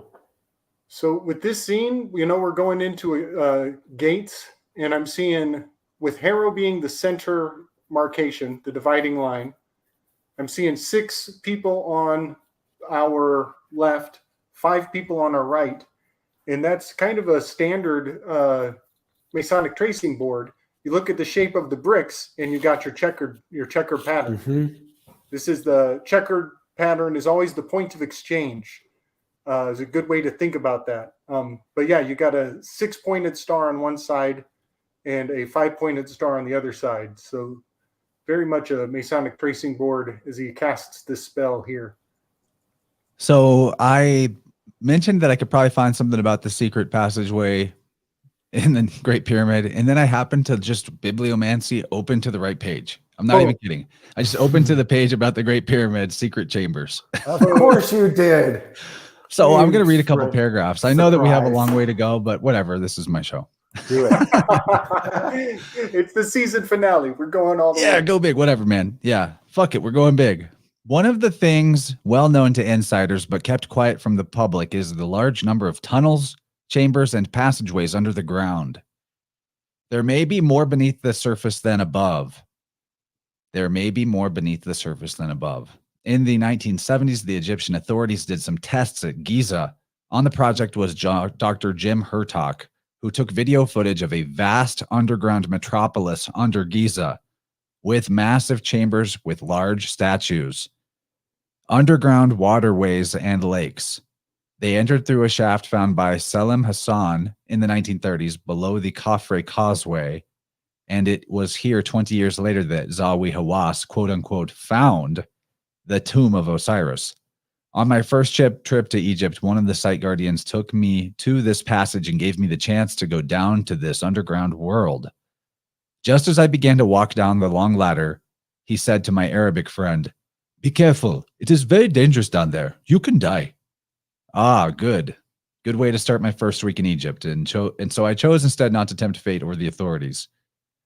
So Stephen Meller believes that below the surface was constructed special water rivers and that temples and sites were built on top to harness the power of water. The Azgat Nefer, harmony of water.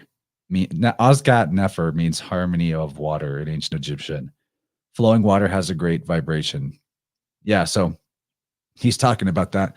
I guess that's not exactly the page talking about the side chamber opening on the side of the pyramid, but still, I feel like that's a relevant little passage because they're going to a very large secret chamber, the water river stream thing, underground stream, underworld stream. You know, that's where the ferryman, the Charon, carries you on, carrying on, carrier of on the sun, Charon. Yeah. Yep. Nice side tangent.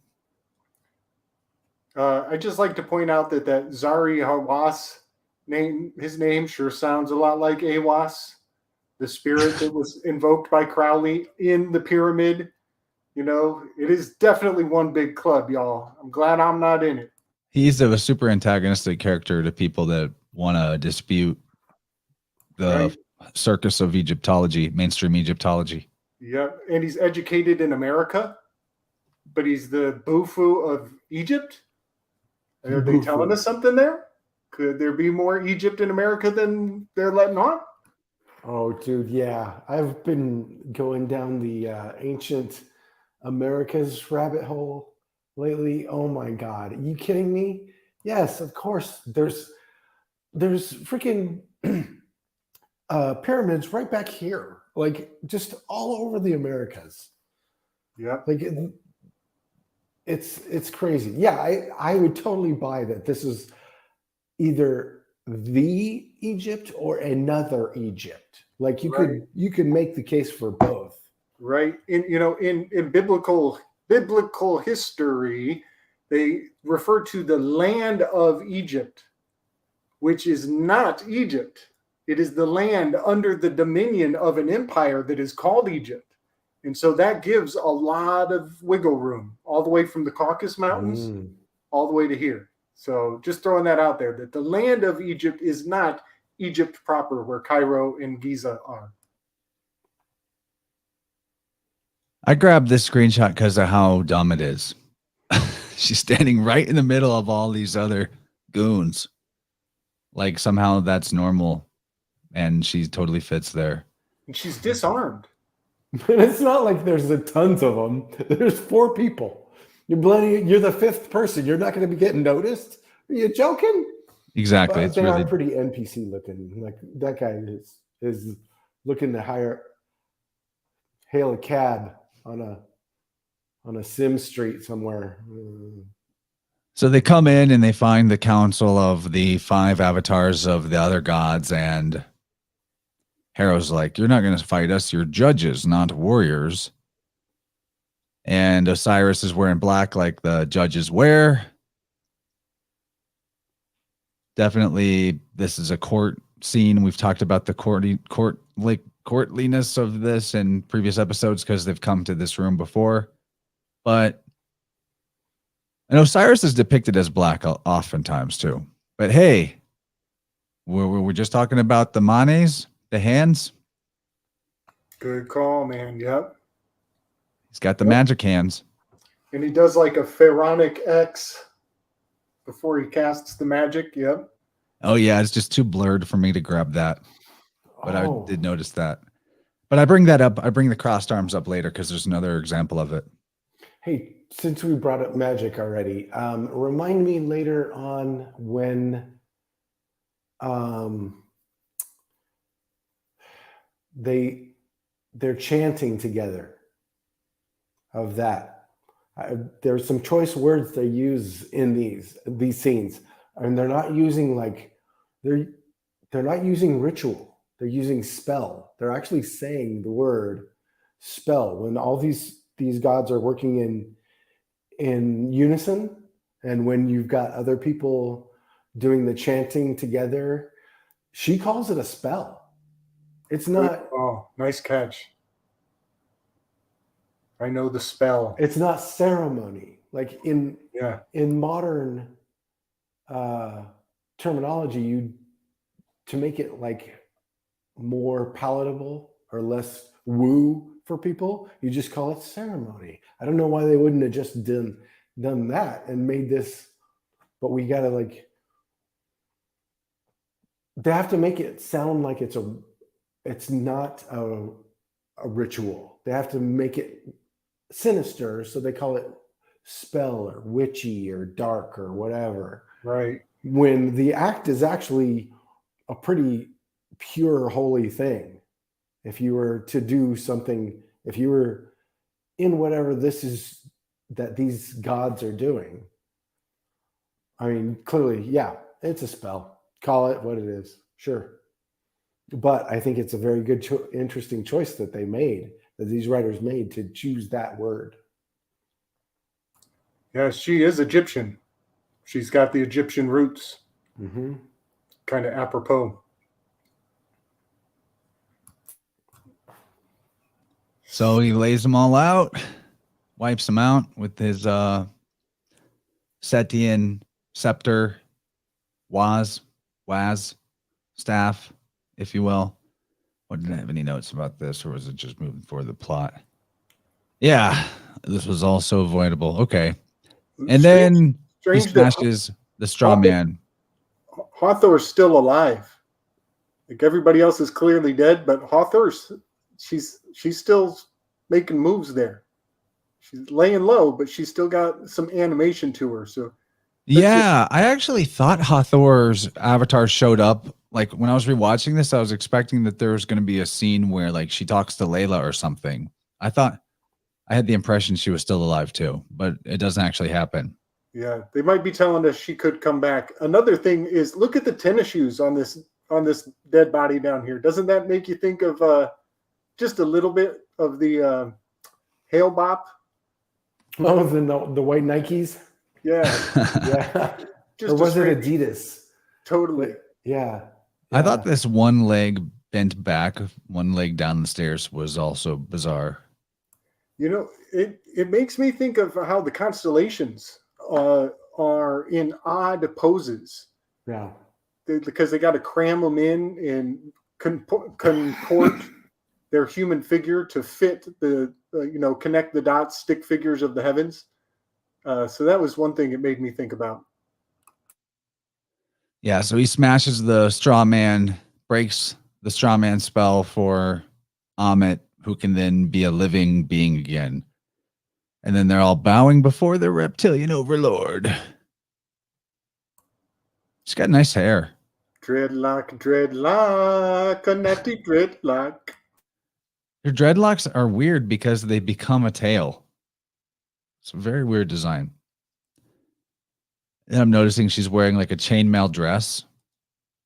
Very scaly. I thought.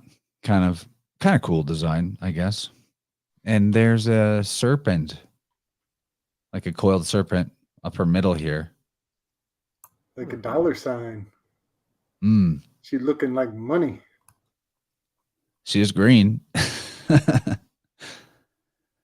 So then there's this part where she tells Harrow his scales lack balance, which is that he is like psychologically imbalanced or whatever. He is going to commit evil. And that was her whole thing, is taking out people before they do their evil. And I find it interesting that he says to her that he was hoping by serving her and doing what he's doing that it would correct his imbalance.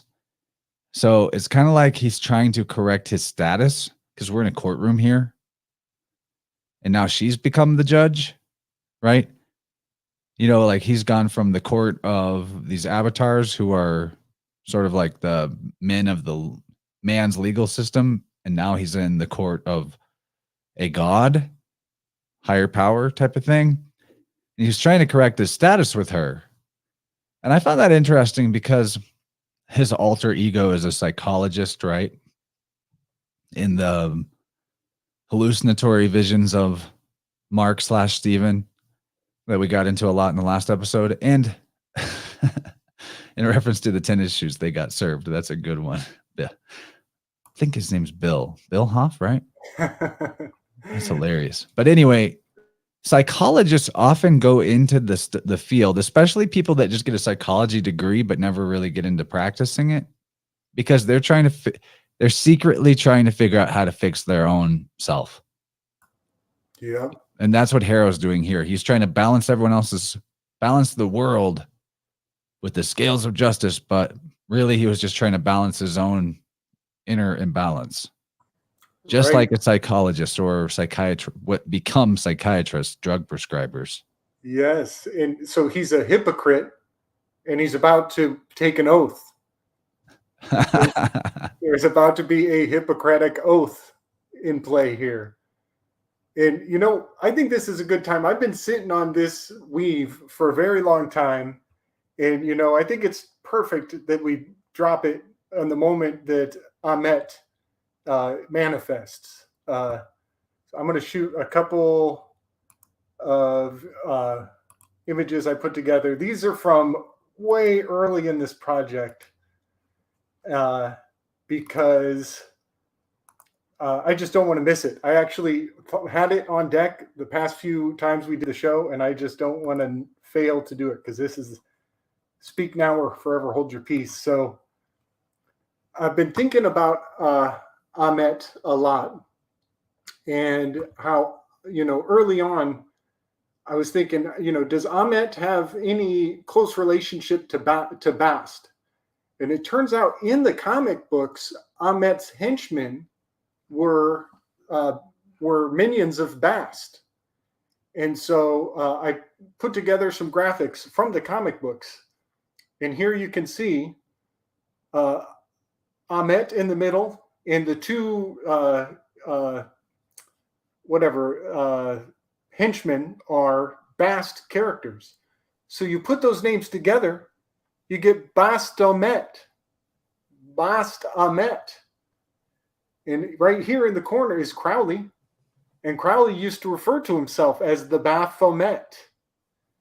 And now it's not that much of a stretch because if you scroll down there, Chance, you can see that those are dog-headed god and goddess. That is what the Anubis and Anput look like. Their ears are very distinct from the cat race. This is the dog race. They're not one and the same. So those henchmen, who are, I think that's Kennedy and Billy up above, the two cats next to Amet. And then here from the comics, this is Amet in her previous incarnations when she was a pharaoh long ago. Spoiler alert to anybody into the comic book. So she's actually has lion paws. Can you scroll down a little more? You see she is a cat and a gator. She's a gato and a gator. So she has the Bast in her cat-like aspect. She's got someone's heart here too, which is a Leo thing. Nice. Yes. Even the color is all Leo'd out, in this particular image. So putting the Bast and the Amet together, you do get Baphomet, but it kind of has a micro and a macro because can you flip to the next one here, Chance? This is an old thing from early in my work with the Avengers and the tarot cards. And Chad Aaron Bozeman, his initials, Chadwick Aaron Bozeman, his initials are CAB. So and his god as Black Panther, his goddess was Bast. He worshipped Bast. So he is a goat. He's a cabra. His Ra is the cab. He is embodying this goat because he was sacrificed, literally. The actor was sacrificed. Whether that he really died of colon cancer or not, I'm not getting into that. But you go over to Amet's actor, and the name of Amet's actor is a hawk. And when you cross the cabra in the hawk, you get the Baphomet.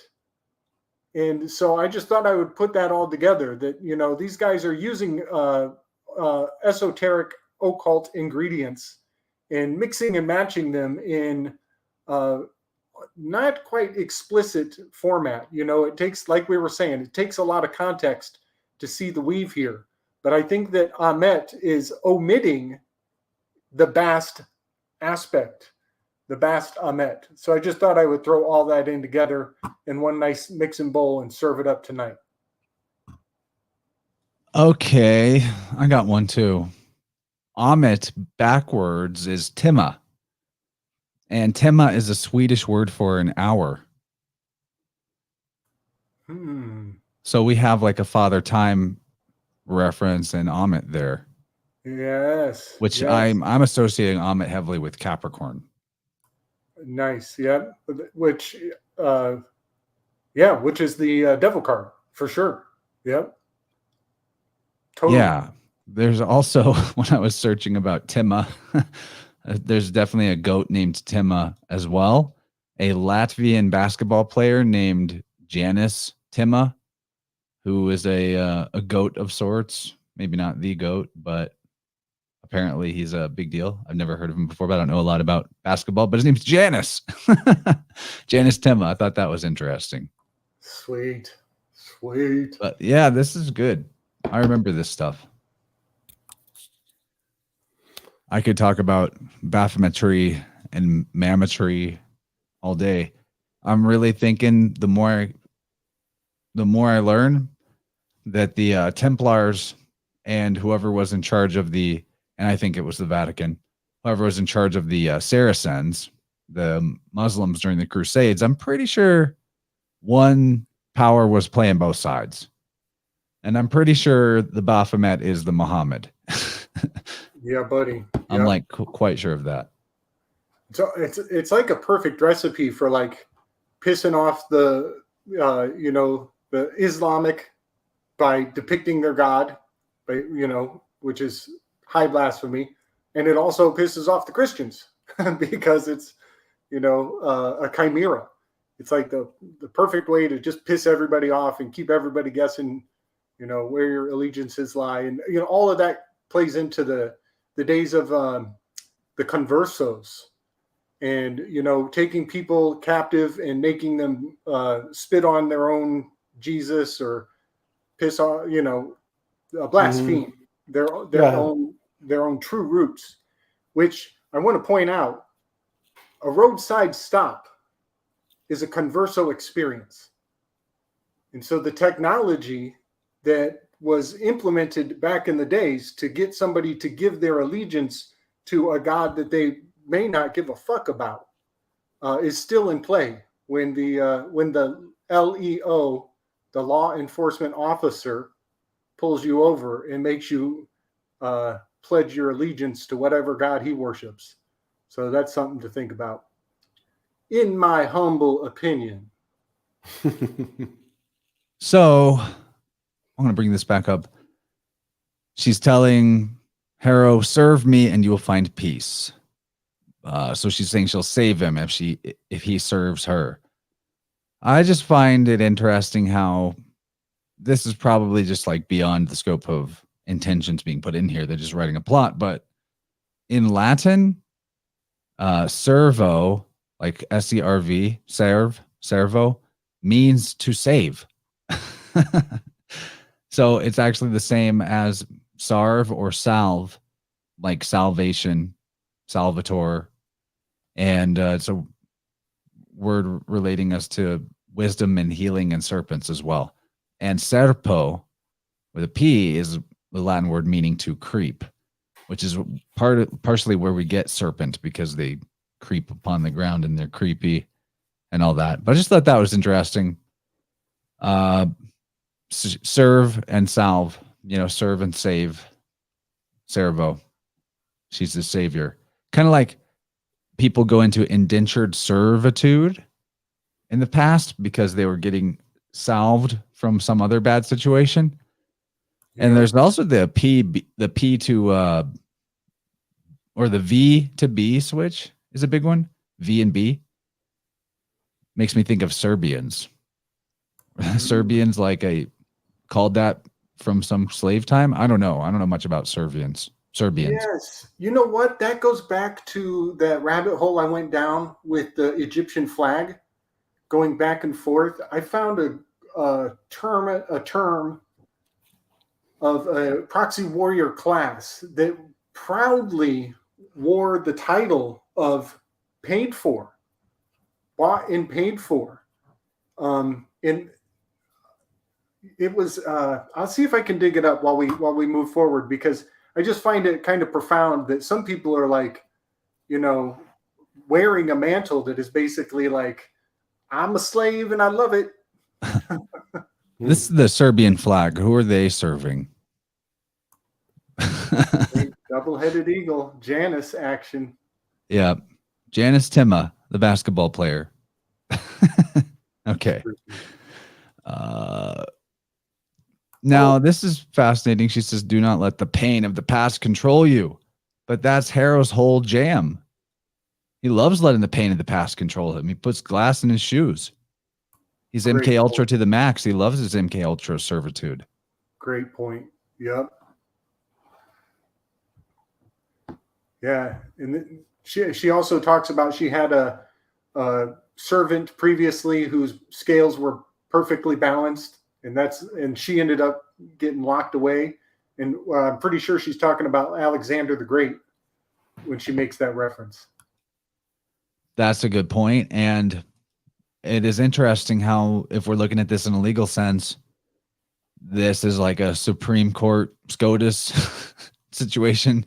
Ooh, nice. A judge here, high ranking judge, who is willing to break the law basically to get her way overall. Yep. You know, they don't want us to know the actual law. Right? Because They want to be, because if they did, then the very system they're in control of would be brought down by it. Yep. The SCOTUS right of Freemasonry. I love that weave, man. Praise Dylan. Praise Dylan. Yeah, he's good, full of good stuff. Okay, then Layla breaks the Khonshu statue and frees Khonshu. And he offers to make her his avatar. You guys have any thoughts about this? I have to sneeze. Bless you. It happens. I kept coughing and not muting it, so I apologize to everybody. But before we get too far down another thing, I just want to address, one of the themes of the whole series was, people are being taken over by spirits, by powerful gods and stuff, being controlled. So I'm just saying, what if there was a really high up politician who was already dead, but could be just, puppeted along for a few years? I'm just saying. Yeah, could be a few options there. Yep. I think I know what you're getting at.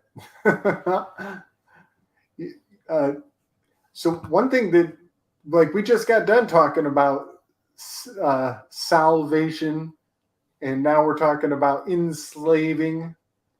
So that's kind of a stark contrast that Harrow is like, yeah, he's all about like bowing down, taking the knee, order followers.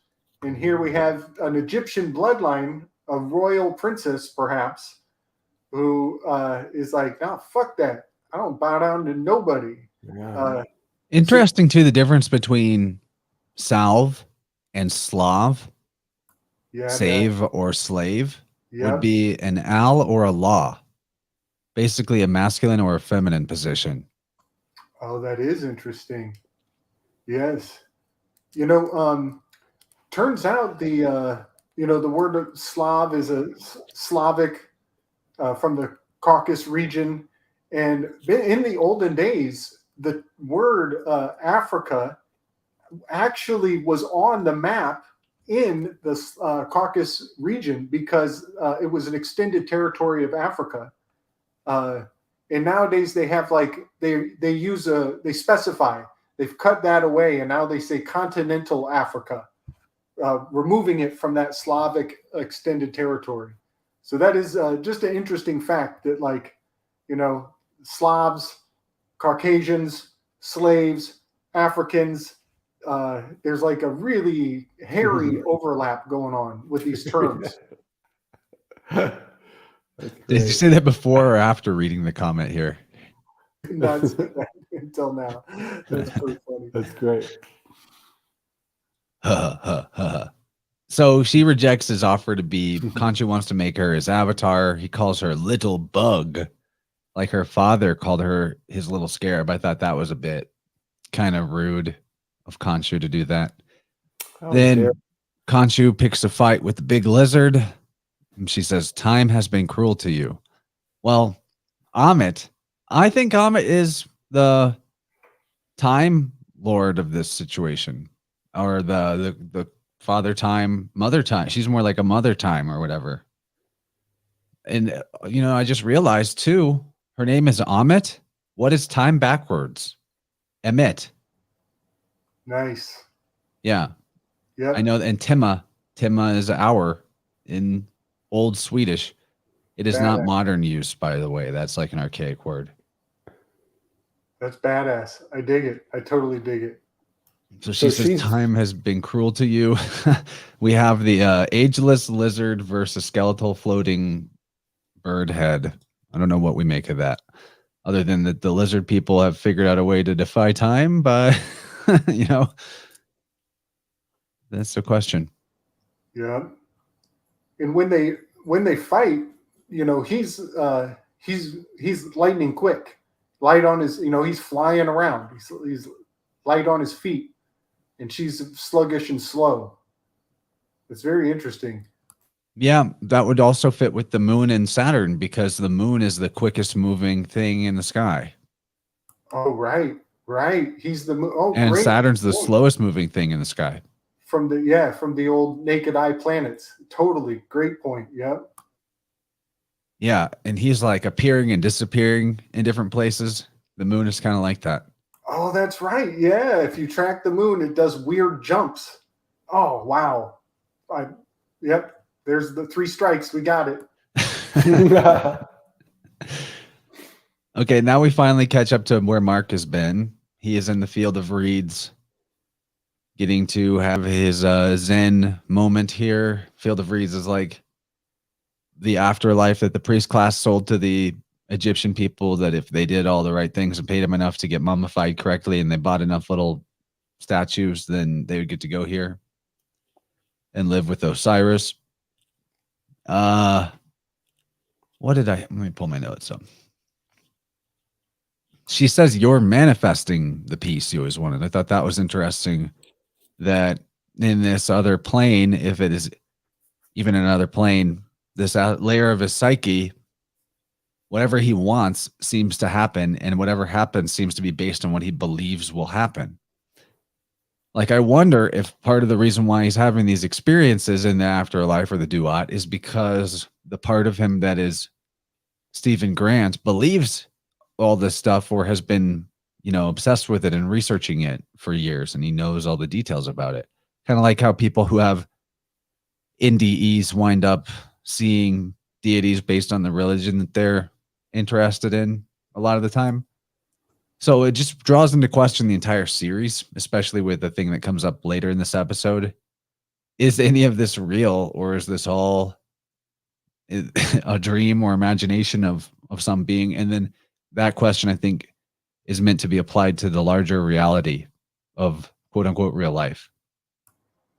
Yeah, man. You know, one thing that I see in this, you know, we've got that distinct golden hue, and we have a tower wet next to him. I think, you know, coming from the Saturnian cosmology concept, you know, there's a hearkening to the golden age here. And there, you know, there may be people out there who might believe that these desert lands once upon a time were fertile, and, you know, you could grow wheat, and that something happened to convert all of that fertility into a wasteland of sand, the sands of time, so to say. So yeah, the Tower Wet is definitely a Saturnian cosmology, the golden age, and he just turns his back and takes a few steps and he's in the sand again, under a purple sky, which is also a Saturnian cosmology ingredient.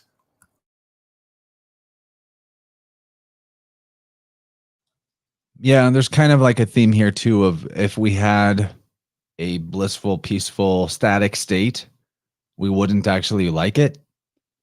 Right. That the conflict and the struggle and the story of life is why we're doing it, why we don't just sort of bliss out as the all-knowing aspect of the omniscopic self, part of the full life fractal in totality and pleromic all-knowingness. Would we really like that? I mean, to me, the meaning of life is life. And I think the reason we're here doing all this stuff we're doing, instead of the true part of ourself, the big part of ourself being in that allness state, is because, no, I'm not good with that. Like Mark says, it's boring, really. Maybe that's the whole point of why he goes back. He never really, it's interesting, the peace you've always wanted that you never had. Then when he gets it, he realizes he didn't really want that. And then jumping forward, back to this fight scene that's coming up between Set and I'm sorry, Amit. She says her path is set. And I'm like, yeah, it's funny because you and Set are both lizards. Anyway, Mark goes back to the duat to find Stephen. He doesn't feel good about leaving Stephen behind. And then back to the hands thing, you see Stephen's outstretched hand, and Mark puts their heart back into Stephen's hand. Their hands are together. So this is very much like a Manus moment, because he's going to the realm of dead souls to pull out a loved one, sort of Mercury style. There's an alchemical marriage happening. Like even, a birth or a yoni opening and the opening of this gate. And one's wearing black, one's wearing white. They both turn into stone here, actually. And then the gate opens and they both turn back to normal and they escape.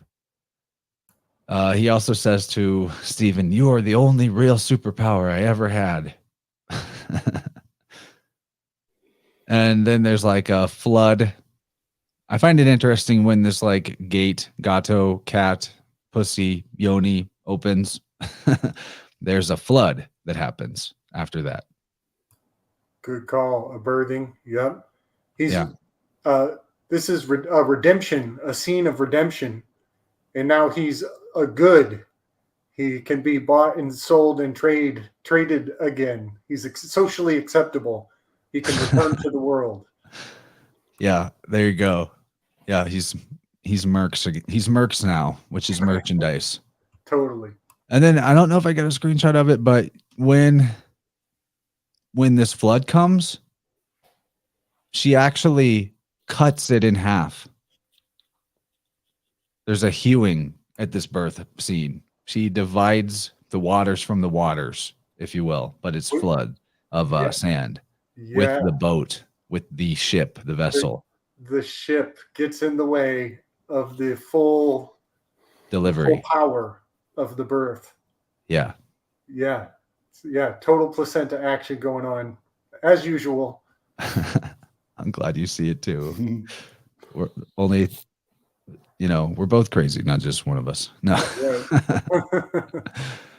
And then he gets his birthday suit back. He wakes up, he's alive. He gets his birthday suit back. Christ pose again. He's a good fella now. He's a good man. He's he renews his vows too, right, with Khonshu at this point.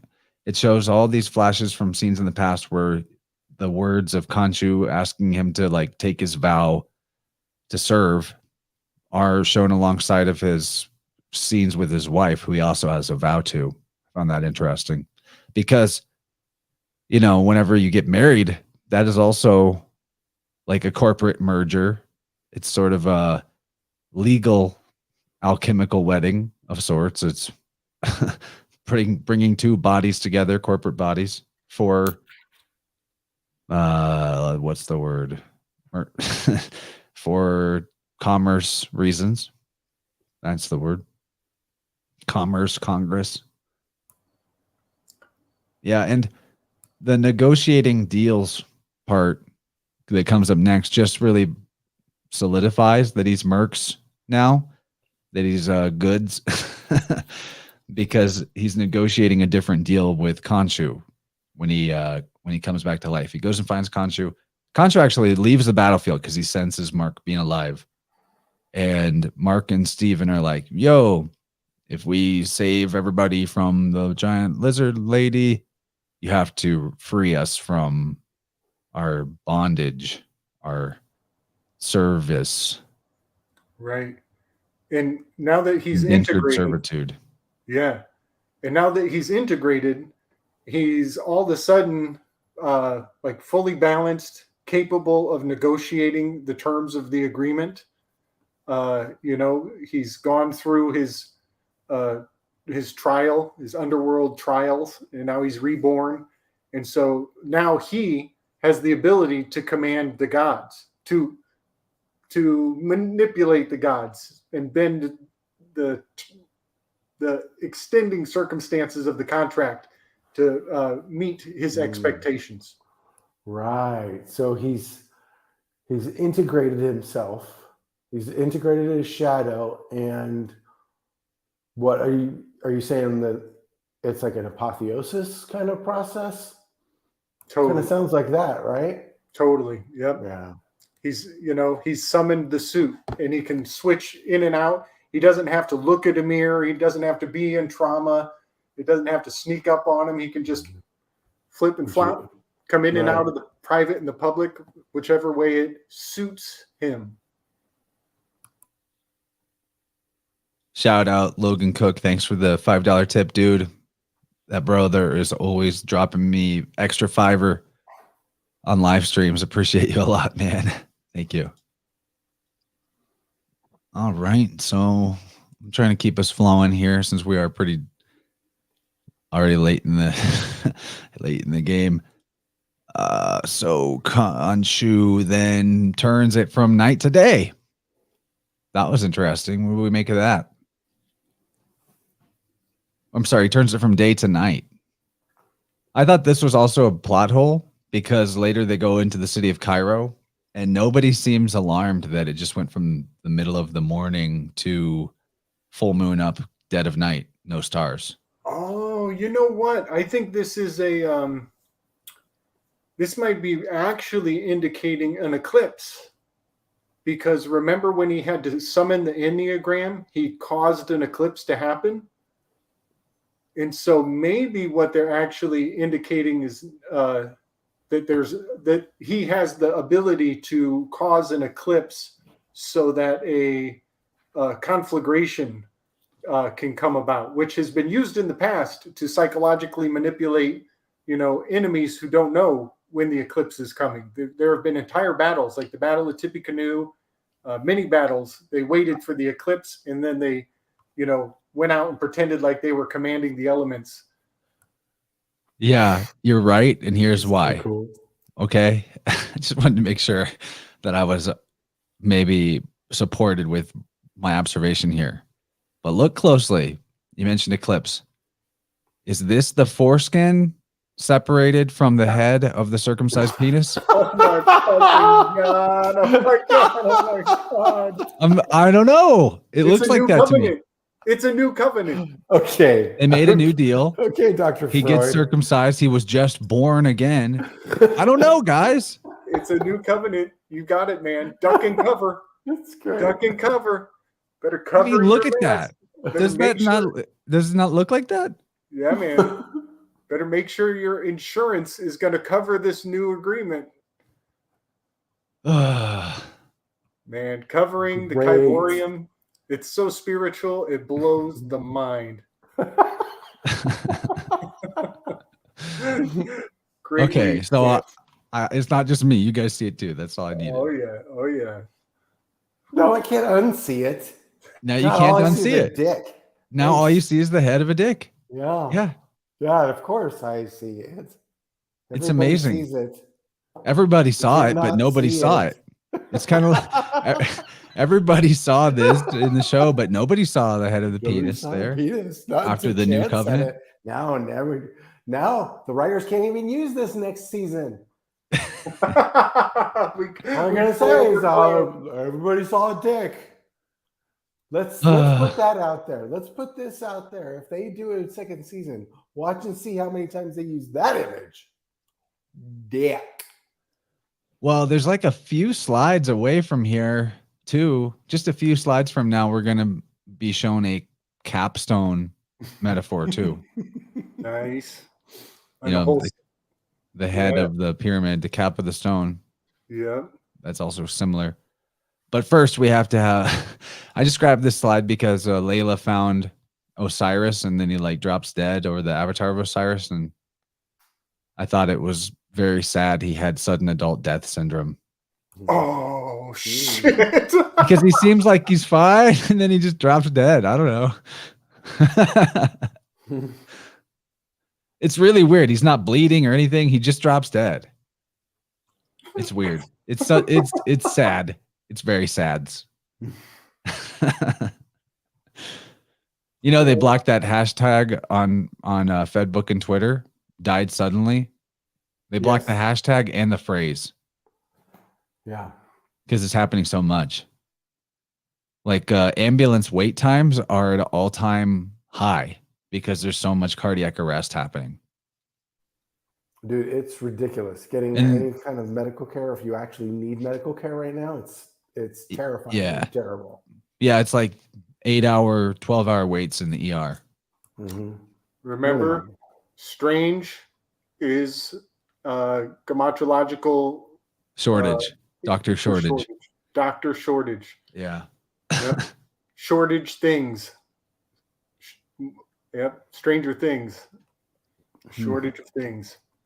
Nice weave, man. Then Layla talks to Tauret through her own self, and she has her own fun schizophrenic 2 voices, 2 characters in one body moment. Yeah. I'm sorry this is so dark. I tried to brighten up some of the screenshots, but I missed it on a few. But whatever. Okay. Just get a manic face here. Just a quick point. She just witnessed a SADS. Now she's having a teachable moment. Mm-hmm. And now she's going to agree to take on an avatar. Just an interesting point. You know, they got to wait for that trauma to open you up so that you'll agree to the terms of the contract. Yeah, that's a good point. And you know, Okay. these Egyptian gods of the MCU are not like the other gods in the MCU.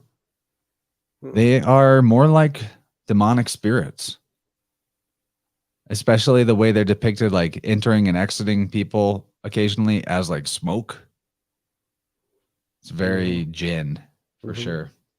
Yeah, and we wove that on the first one because he kills the dog in his initiation scene, and jinn and werewolves are natural enemies. So yeah, total jinn action.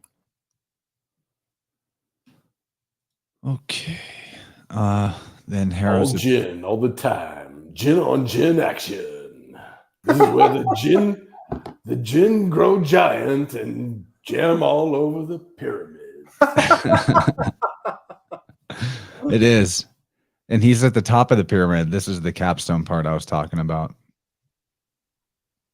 He's like lighting up the capstone, top of the Great Pyramid. And let's just make sure if anybody hasn't heard it before, but Capstone City is an old term. It's old. It's at least a decade now. And that's when they've got everybody on the payroll for whatever false flag they want to run. Even the coroner is on the payroll to declare deaths, whichever way he's told, not based on the actual empirical evidence or the truth. They're all bought and paid for. So yeah, Capstone City, we're about to see that come into action here. And he orders all of his followers to... Yeah, here's an obvious capstone thing. He orders all of his followers to judge everybody. Yeah, buddy. Followers of Amit, emit, time, judge everybody.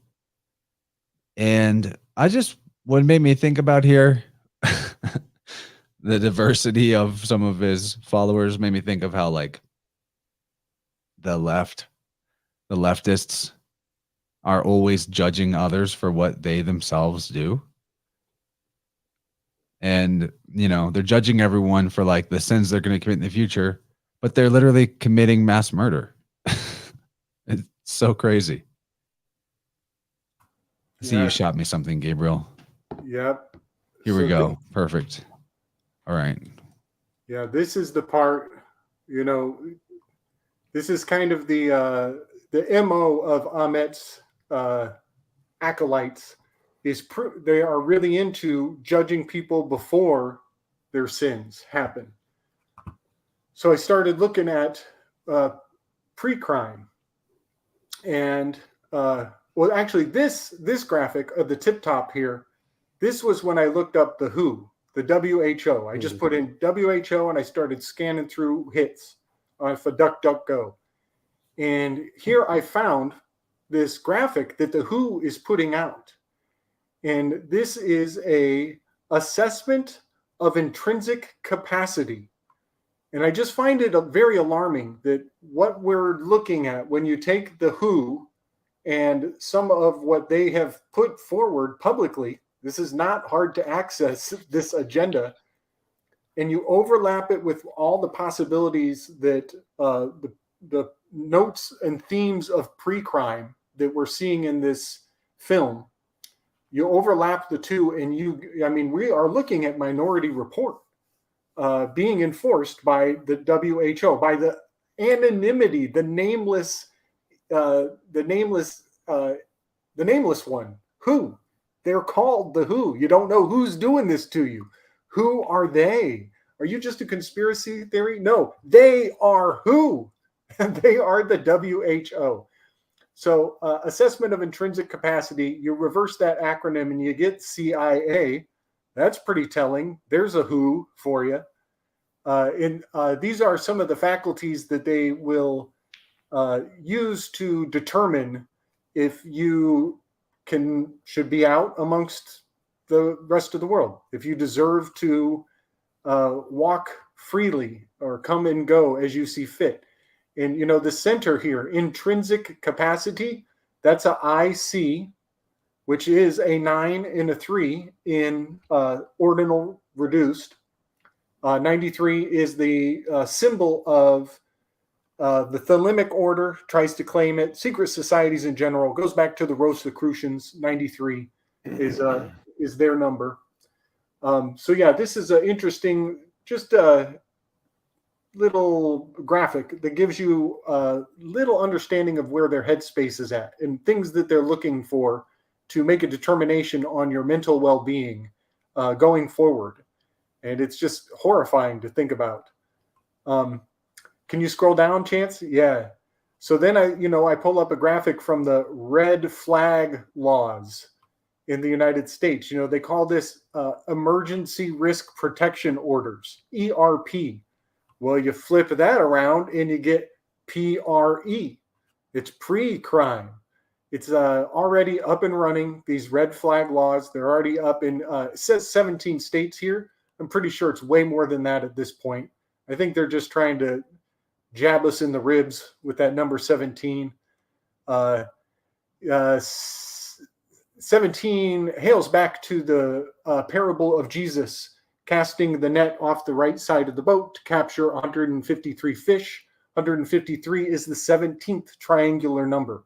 So the whole Q program was a fishing operation, no doubt in my mind, and as is the ERP, emergency, or it's also extreme risk protection order is another term that they use. But this is just a list of some of those states, and you can see that they're kind of we're fighting a battle on two fronts here, a lot like Germany was fighting a battle on two fronts here, east and west. The classic pincer maneuver. Just thought I would lay that out in a map and give people a little context for the pre-crime thing. Can you roll down a little more, Chance? And down here, this is a trip and a half. This is a trip and a half. It was recently brought to my attention.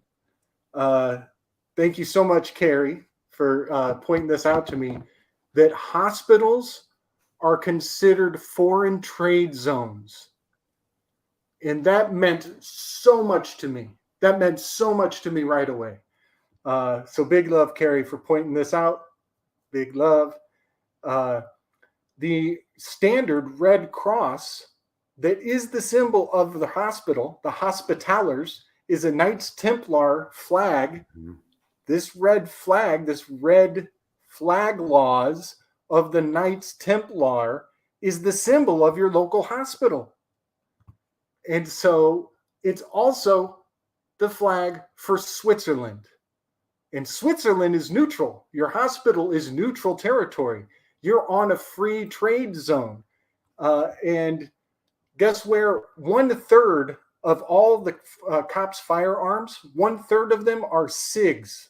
9mm Sig Sauer is the stand. Is 1/3 of all the cops are rocking firearms made in Switzerland. So it's very profound that this Knights Templar flag is the flag of your hospital. Pigs with SIGs. Pigs with SIGs. That's exactly right. So I looked up Free Trade Zone, and it even had this red, the iconic red. And this was off of a website called Crowley Logistics. Crowley Logistics. What? Okay, wait. I know. It was too much. I had to put it all in one graphic and walk away. No. It's called Crowley Logistics. Dude, okay, so hang on. God. Okay. Fudge, dude, that's a lot. But the map, okay, you scroll back up to the map, that looks just like the beginnings of you guys have read or seen Man in the High Castle? Oh shit. So Nope. what happens is you've got the Japanese have taken over the West Coast, and the Germans have taken over the East Coast, and they're trying to pinch the rest of the rest of the flyover states. What they call us, the rest of us, the flyover states. But we're the body that keeps the heart going. So, yeah, trade antiques. That'd be for the staying neutral. The guy in A Man in the High Castle, the guy who he's trying to stay neutral between all the sides. Of course, is the one that ends up getting fucked the hardest, right?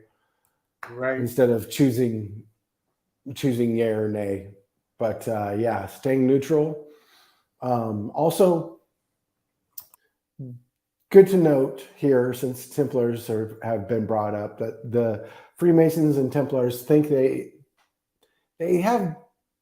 always say that they have this lineage to the Egyptian mystery schools. There is up for a lot of debate.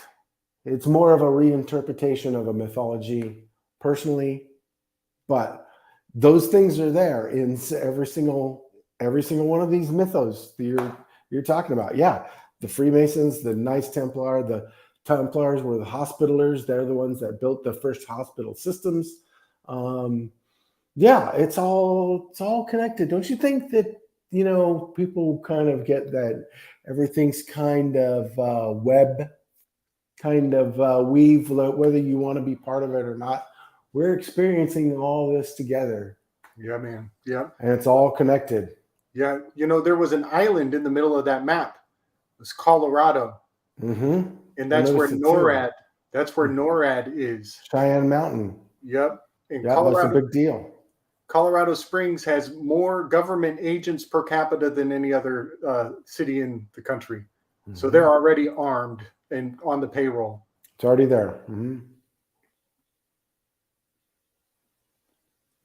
Okay, back to some plot.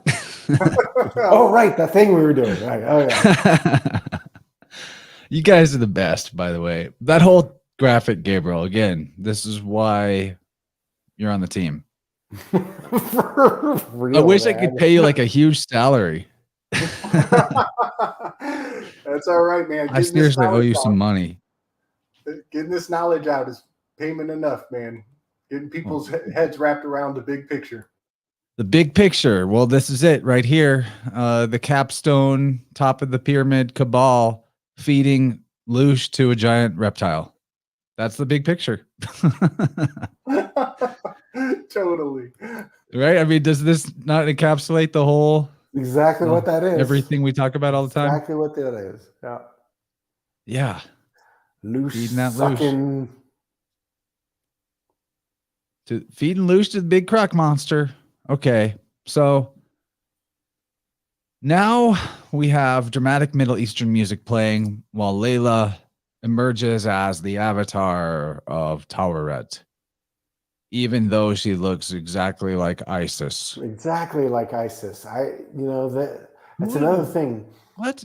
Like, why doesn't she have like hippo powers? I don't understand. Like, if she was the avatar of Taweret, she would be going around like helping people give birth. Which, by the way, she kind of did. She did kind of help Mark get reborn. There's that. Oh yeah, yeah. Early on in this series, we kind of jumped ahead to this factor. We brought a graphic forward about her, this strange flap in the middle of her legs. There, it's like could be construed as a very huge dog. She might be rocking some Priapus energy with that gigantic flap there. She wears the panties in the family. It's also a mason's apron is another way to read it. Yeah.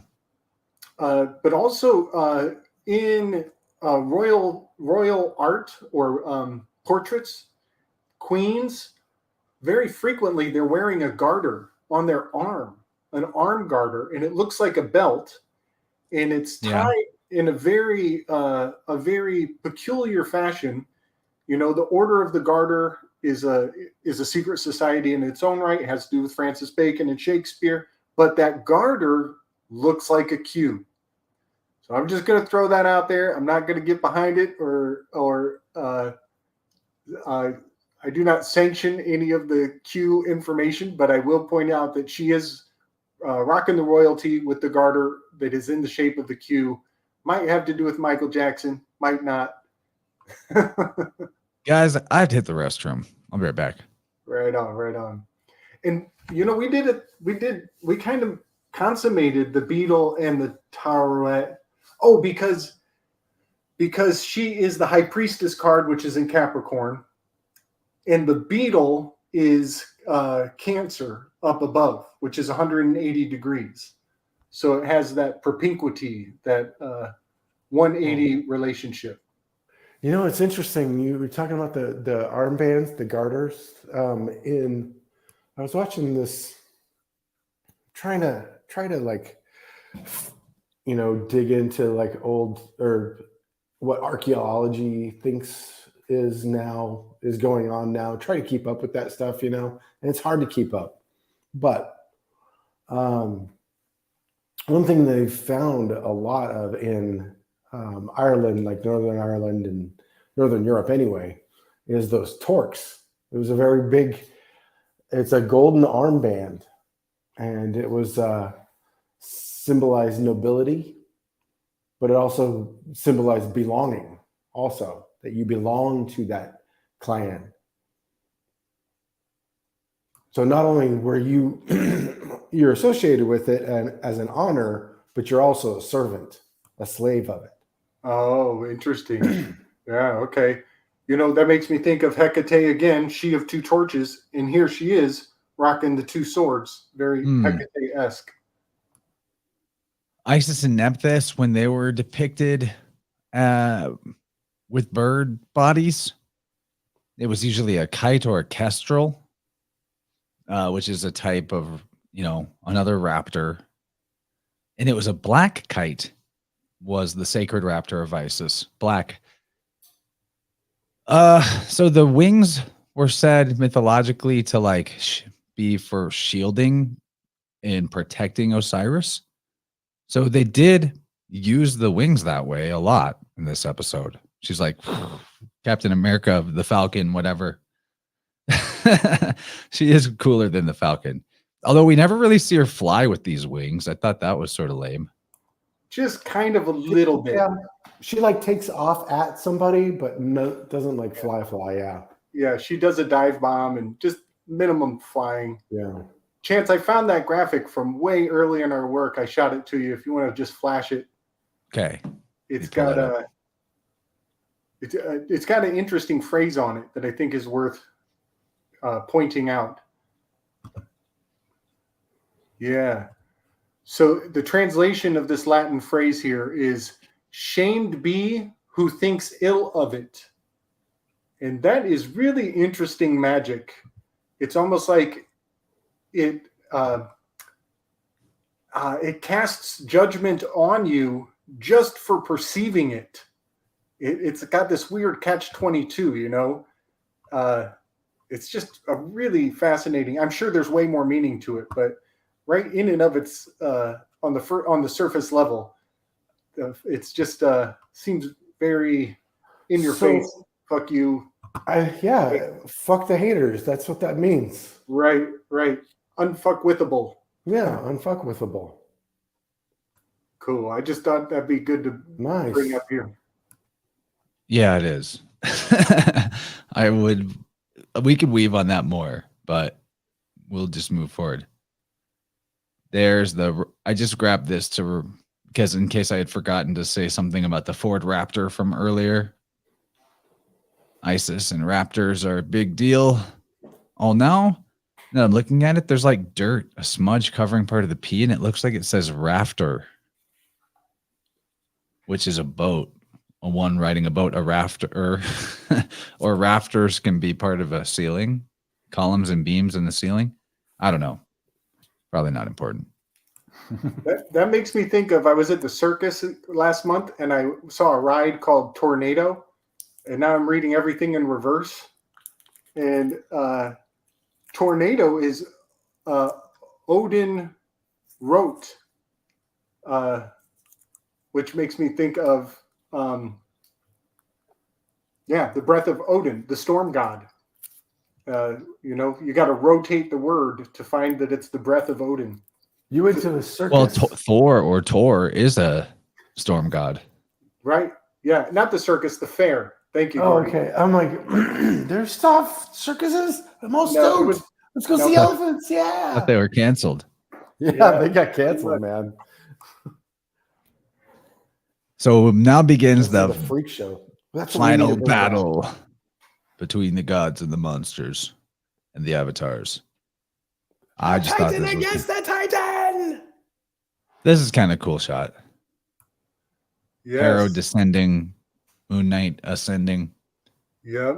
And one thing that is kind of cool when they turn it sideways like that, because it starts off upright, is the pyramid steps.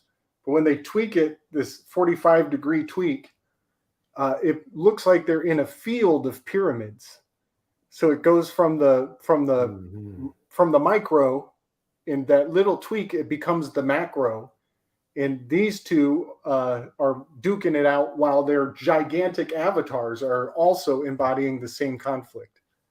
That's a pretty good read. Yeah, very, very fun cinematographic trickery going on. Now, in the whole like Cancer versus Capricorn of it all, Cancer ruled by the moon.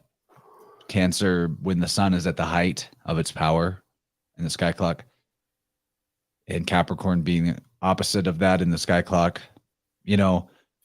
Capricorn was in power. He was at the top of the pyramid, top of the Ben, and he's descending as the Cancer sign is ascending.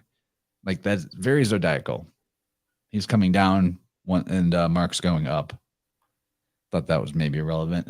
Now, there's also this was also just a cool screenshot. Yeah. See, this is where it goes Marvel. This is the episode where there's just a lot of extemporaneous action sequences and people get thrown and stuff, and it's just superhero poses and cool marketing and one-liners. Opportunities. Yes.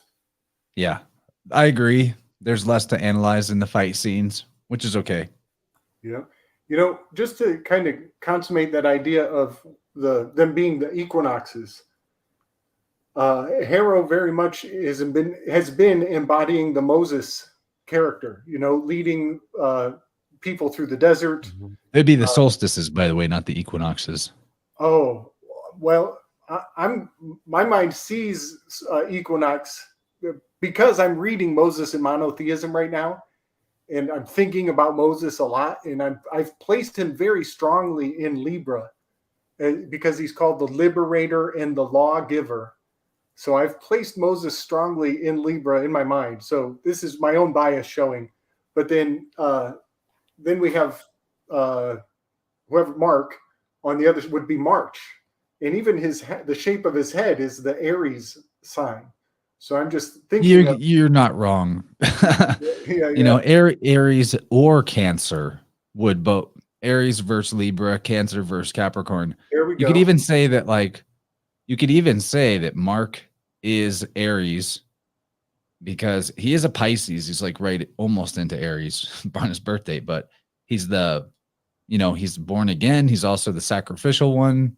He has to die and rise again. He's the Christ figure. He's always like this. So he is the Hiram of Aries, and Harrow does wear a Libra fucking tattoo.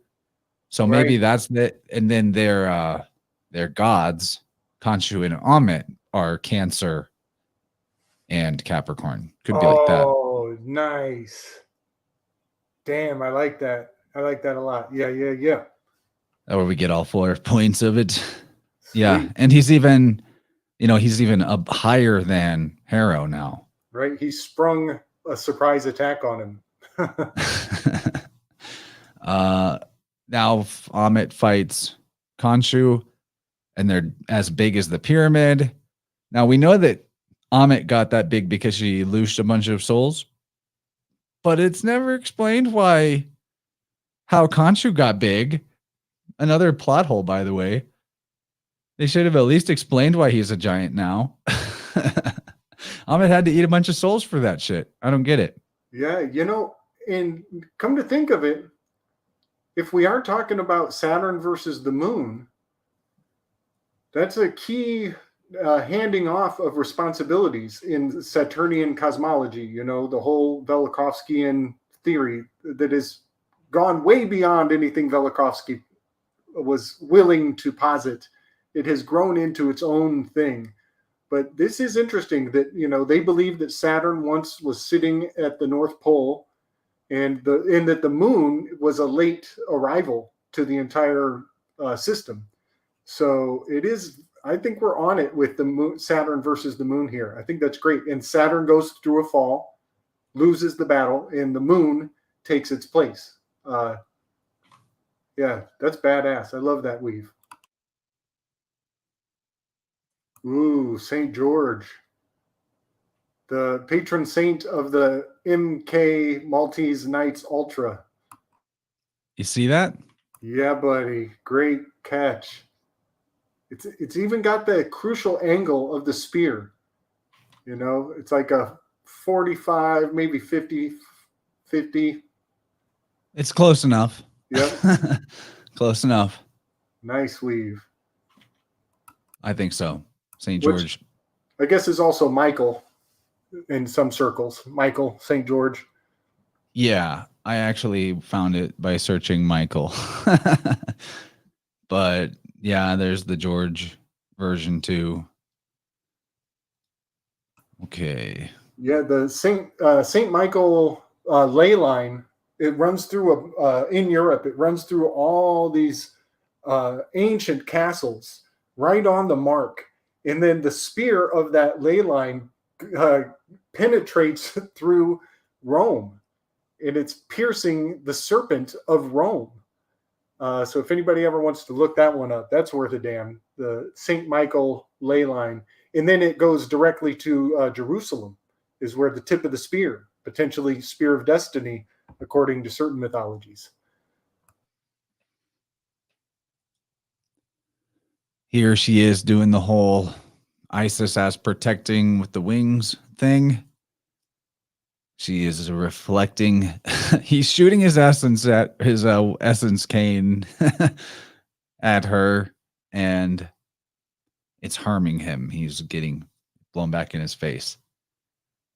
Yeah. I won't say what I'm thinking. Okay. Where's my Yes. notes? Say what you're thinking. Magic No. Bukkake. You said it. I didn't say it.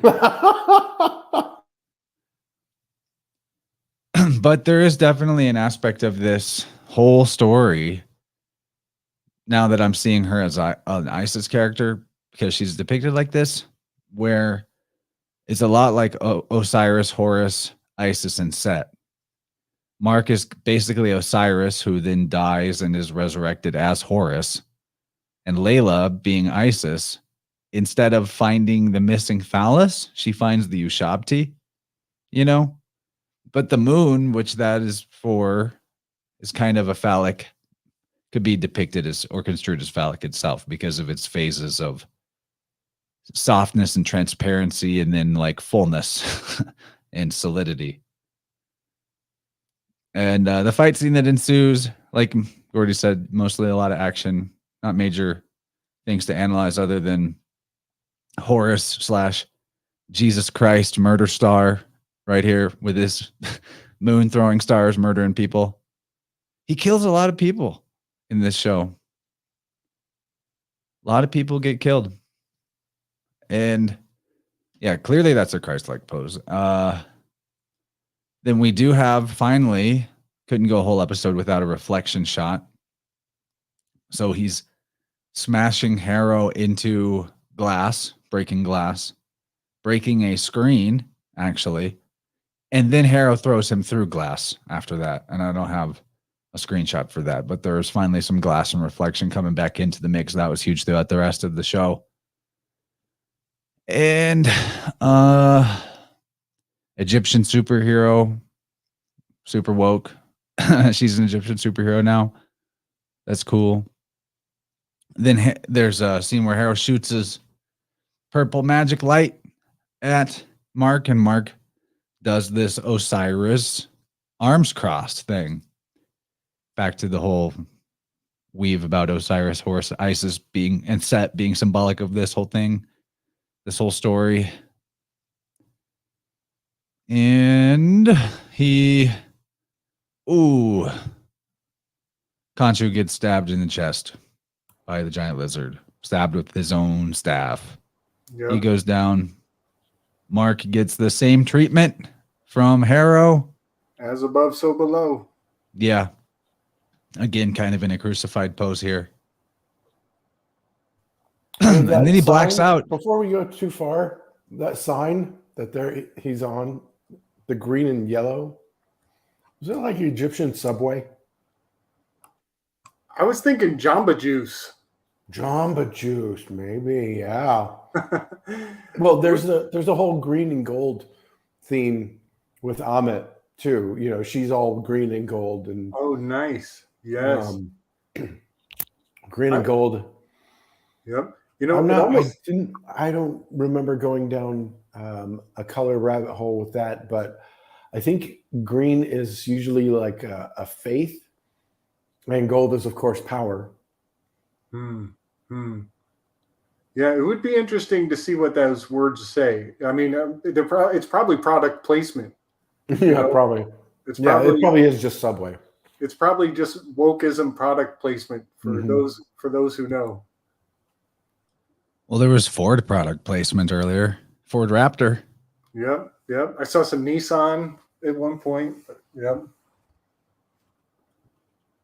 Then Mark blacks out entirely while he's getting killed here by Harrow. And when he wakes up, he's killed. All of Harrow's henchmen are dead around him. Everything's on fire.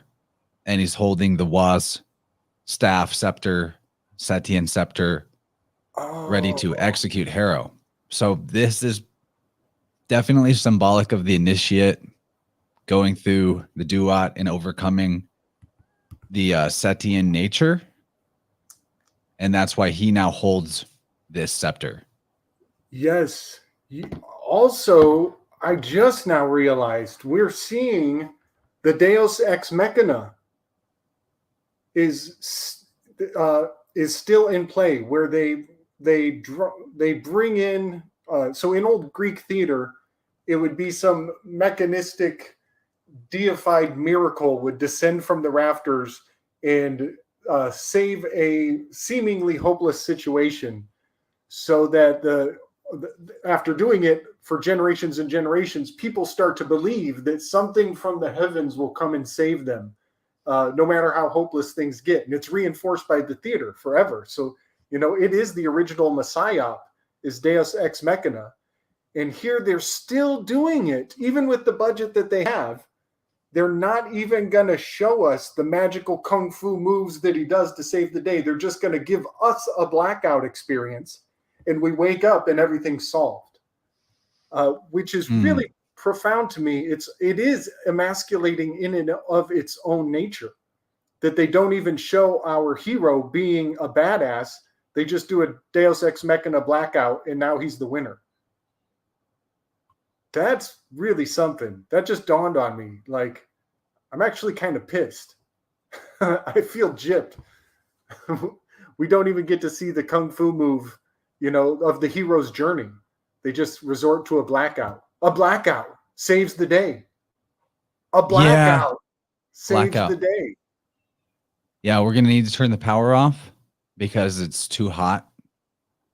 You guys are using too much power because of global warming. Fucking climate change blackout, Deus Ex Machina. Wow. What a fucking weave. There's that. And you're right that the blackout conceptually is emasculating because the yin is black and the yang is white. Yin is kind of like the unconscious, or it wasn't thought of in the same way psychology puts the unconscious, but yin is like the whole thing, and yang is like what you're currently aware of and your stream of awareness. So to have a blackout and a break in that stream is like the yang being interrupted or removed temporarily.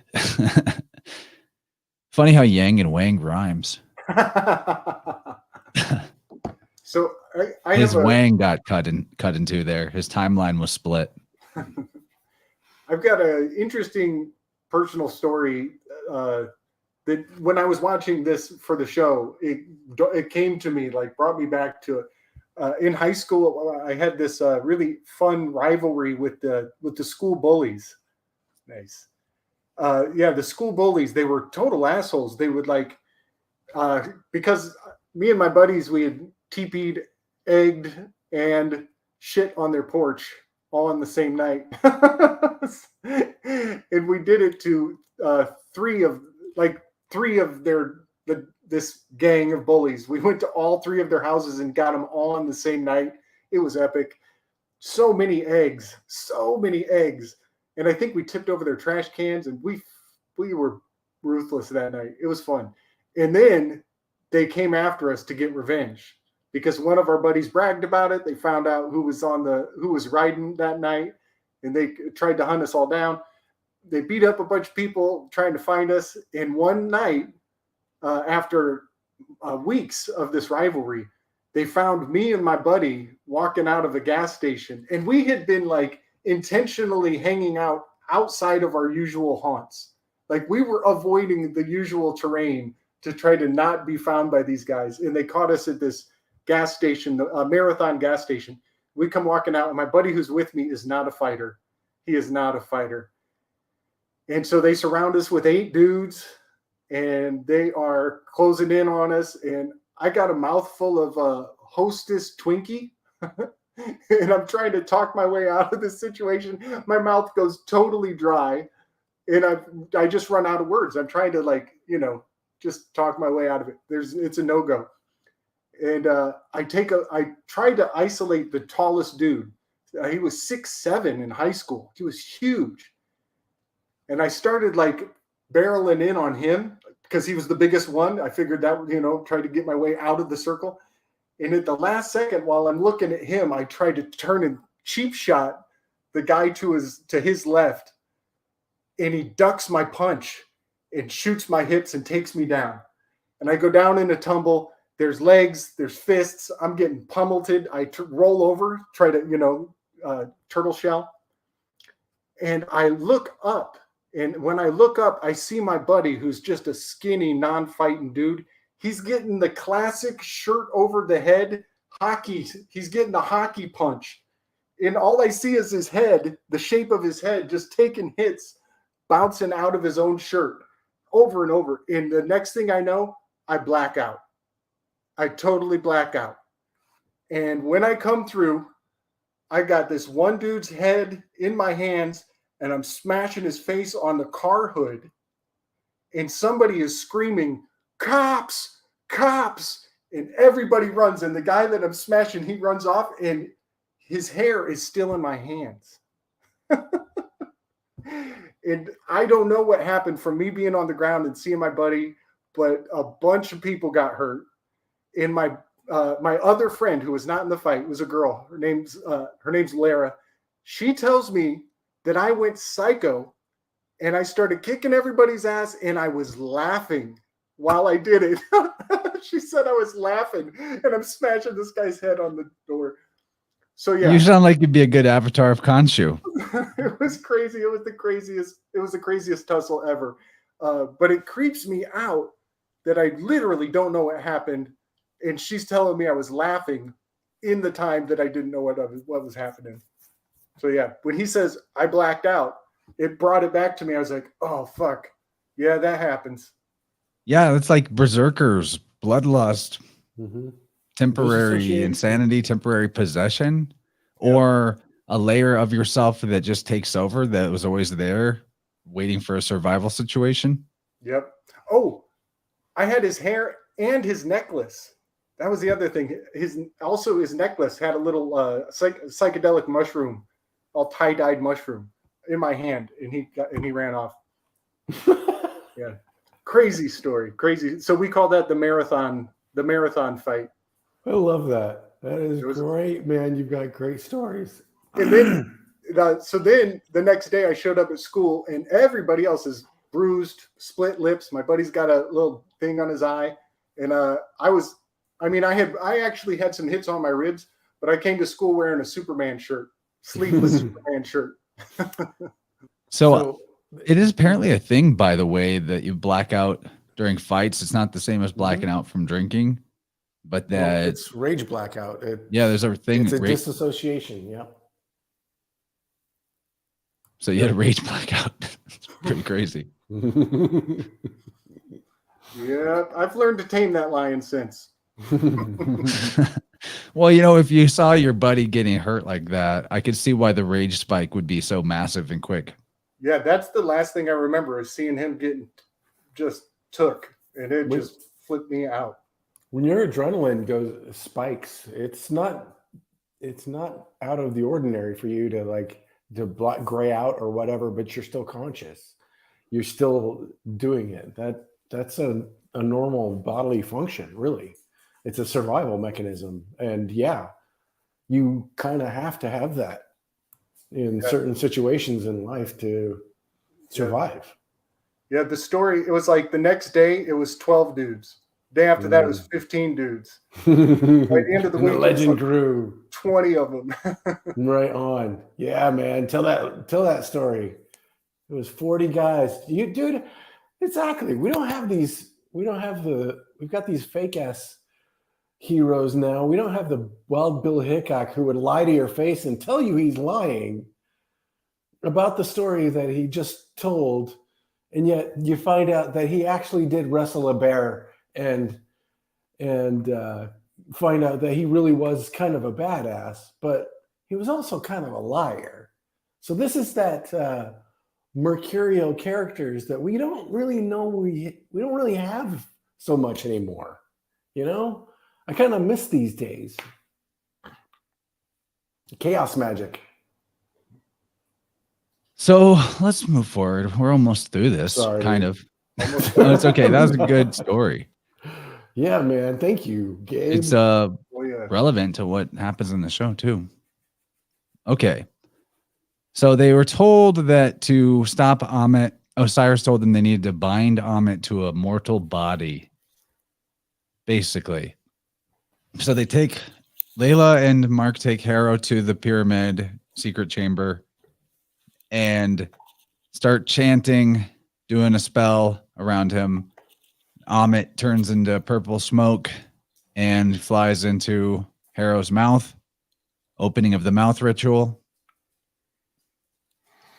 And they're chanting ushabti. That's one of the words. I heard that. I don't know what all they're saying in Egyptian. But it's interesting that they're binding him to Harrow, or they're binding Amit to Harrow, because the whole show he wears binders on his wrists.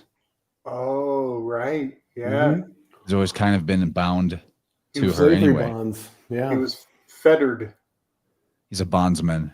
Yeah. Nice. So he's possessed by her fully now, or she's inside him. And the moon guy, Khonshu, is like, all right, kill him. Let's kill him and destroy both of them together. And Mark, even though he's killed like 100 people that we've seen on screen, I don't understand this. He decides not to kill Harrow. And so I guess that makes him a hero, that the worst person he doesn't kill, but he kills a bunch of other people who were relatively not even close to as bad. Like, do you understand this? I don't get it. What do you make of that? Oh, I mean, man. I'm not for killing, but it just seems really illogical. Well, one thing that comes to mind, and it is kind of a stretch, but maybe not. If anybody ever takes the time to research the Nuremberg trials, you know, they set up 22 guys. It's a very significant number. They set up 22 guys to take the fall for all those deaths of the Holocaust, however, whatever number that may actually be. They pawned it all off on 22 dudes, and at the end of the day, I like boiled down the math. Like 5 of them just end up serving time. One dude hangs himself in the prison before the trial.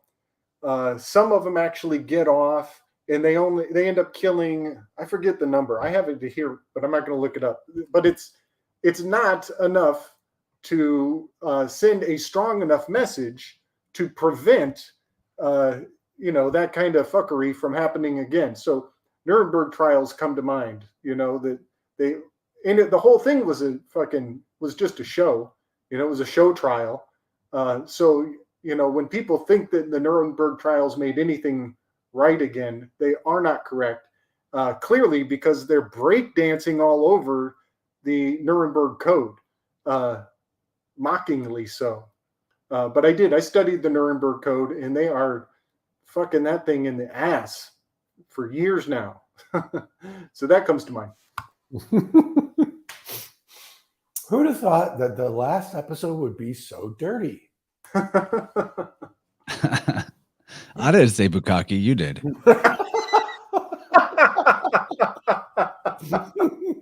So Khonshu releases Mark from Moon Knight responsibilities, from his job, his trial by God. By the way, here's the thing about Job. V and B switch. Job is Jove. Yove. Hey, anyway. So he gets released from being the Avatar, and then he all of a sudden switches to being Steven in the mental hospital again with Harrow. And he's like, okay, so this is reality, actually. And then Harrow gives us a little lesson about the Platonic realm of ideal versus form. He's like, you know, the imagination is real. Chair, desk, lamp, all first created in the imagination. So this leads us to the question of like, what is real at all about this? Is everything a projection in his mind or psyche? Is this a spiritual journey? Not, or, you know, are they saying that reality is this way?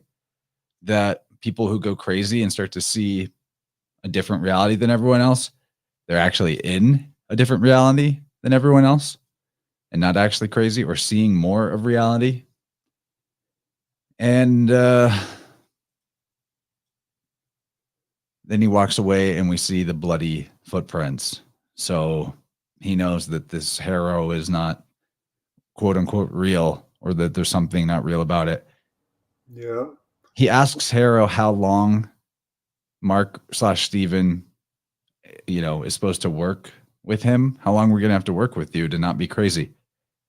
And I thought this was interesting. Harrow says, how long is a piece of string, in response? And I pondered that, and I Googled that phrase, and apparently it is like a rhetorical question that is common as a like riddle or colloquialism?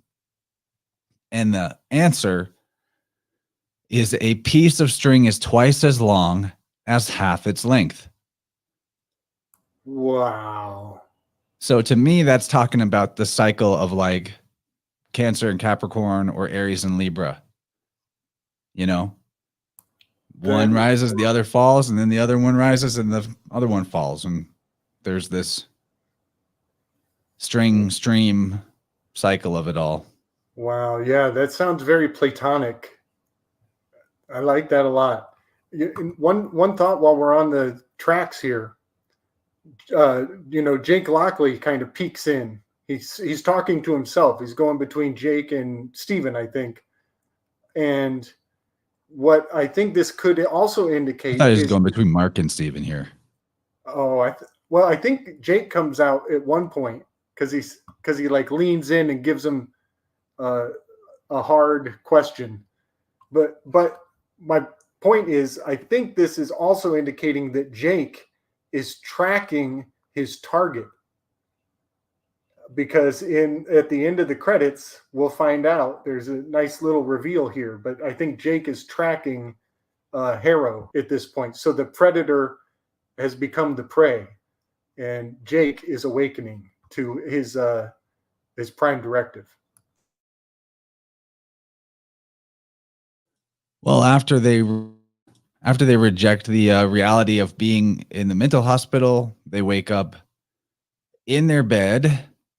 And just to like complete that, the string question, in my opinion, is referring to the cyclical nature of the sun journey. The song that's playing when they wake up in bed is the exact song from when the show first begins. The very first scene that we see Mark/Stephen is them in bed with this song playing. So, we've gone full circle. It's the every time I wake up, lonely as a man without love. That's the name of the song. Yeah. Oh, yeah. And they say laters gators to him after he's walking away in his leather gaiters with blood coming out. Nice. So, yes.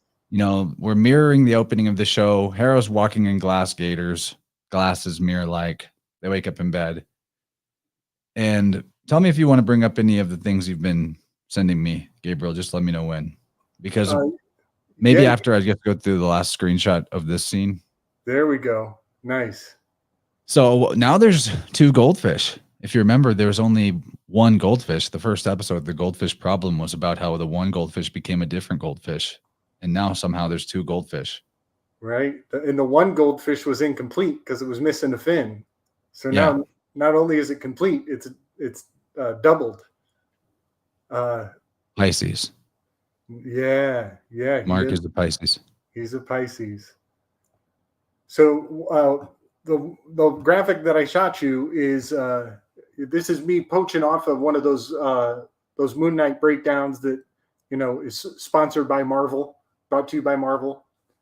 So I snapped this shot, and it's not as good as your picture, but you can actually see the artifacts of the fish tank are encoding all of the episodes. The first episode is the goldfish problem, which is our initiation. And then all of the artifacts in the tank are the progression of the plot of all the other episodes from then on. Summon the Suit, the Friendly Type, the Tomb, Gods and Monsters at the very end here. Oh, no, Asylum, and then Gods and Monsters at the end. And all of those artifacts are the locations that they went on their adventure. And I thought I would just point out, Gods and Monsters is GAM. That's gamma, which is 3 in Greek, but it's also a game. It was all a game. And it also is Twilight for like God send monsters. God sand monsters. The sand monsters of the desert are still considered gods, even though we're not in the fucking desert. But yeah, thought I would just point those out. I had a thought. It just escaped me. Somebody else go.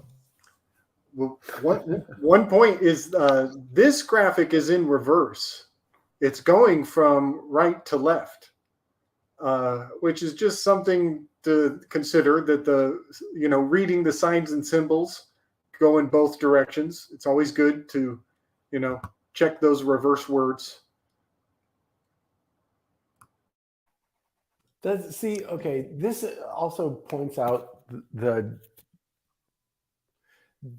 weirdness that you get into with analyzing this stuff, because look at the care that they put into just this one shot in something that most people, except for nerds like us, would notice anything like this.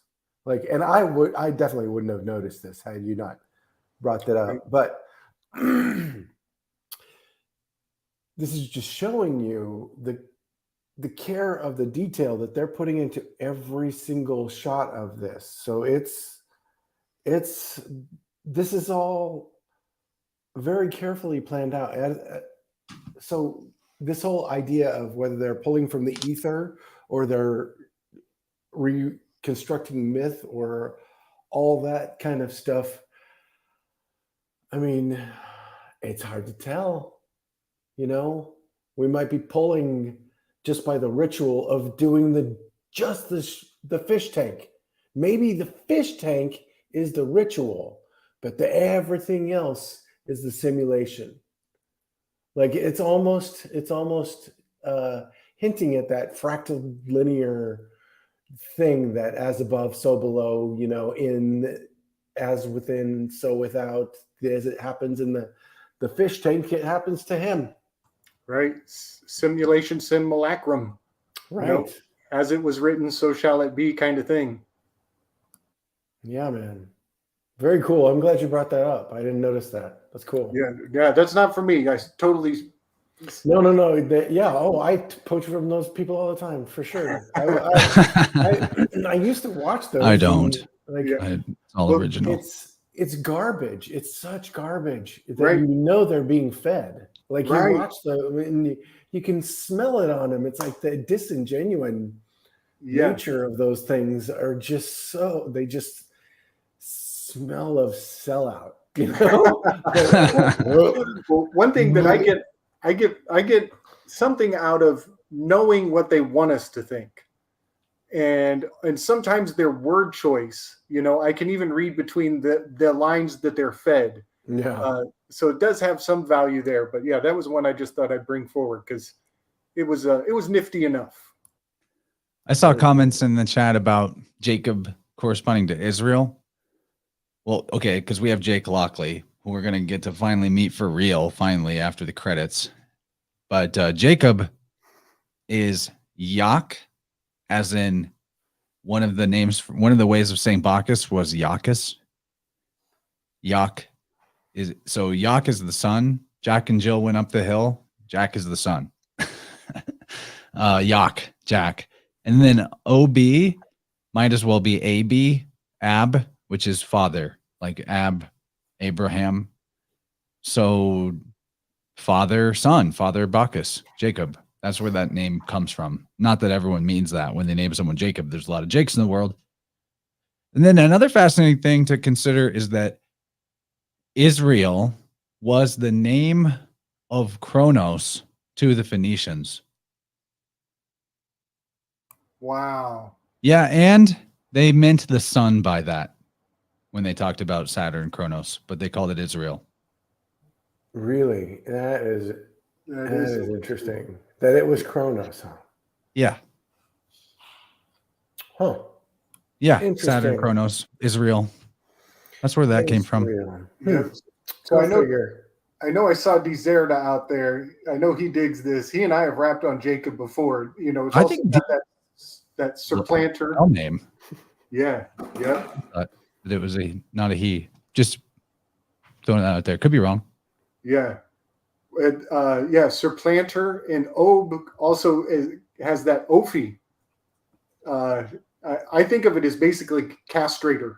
That Jacob means, or circumciser might be another way to think of it. But yeah, not a name that history is shining favorably on. Continuing with our screenshot journey, When he gets out of bed, the whole caught by his ankle thing happens again. So we're repeating the beginning. And there's a circle of sand around the bed. Was that always there? Yeah. Oh, Yep. yeah, it was there so he could tell if he left. Yeah. And see if there's a footprint there. Man, he's crazy.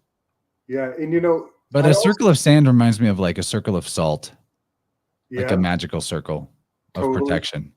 totally. It also, you know, the face plant that he keeps doing, it makes me think of the SADs.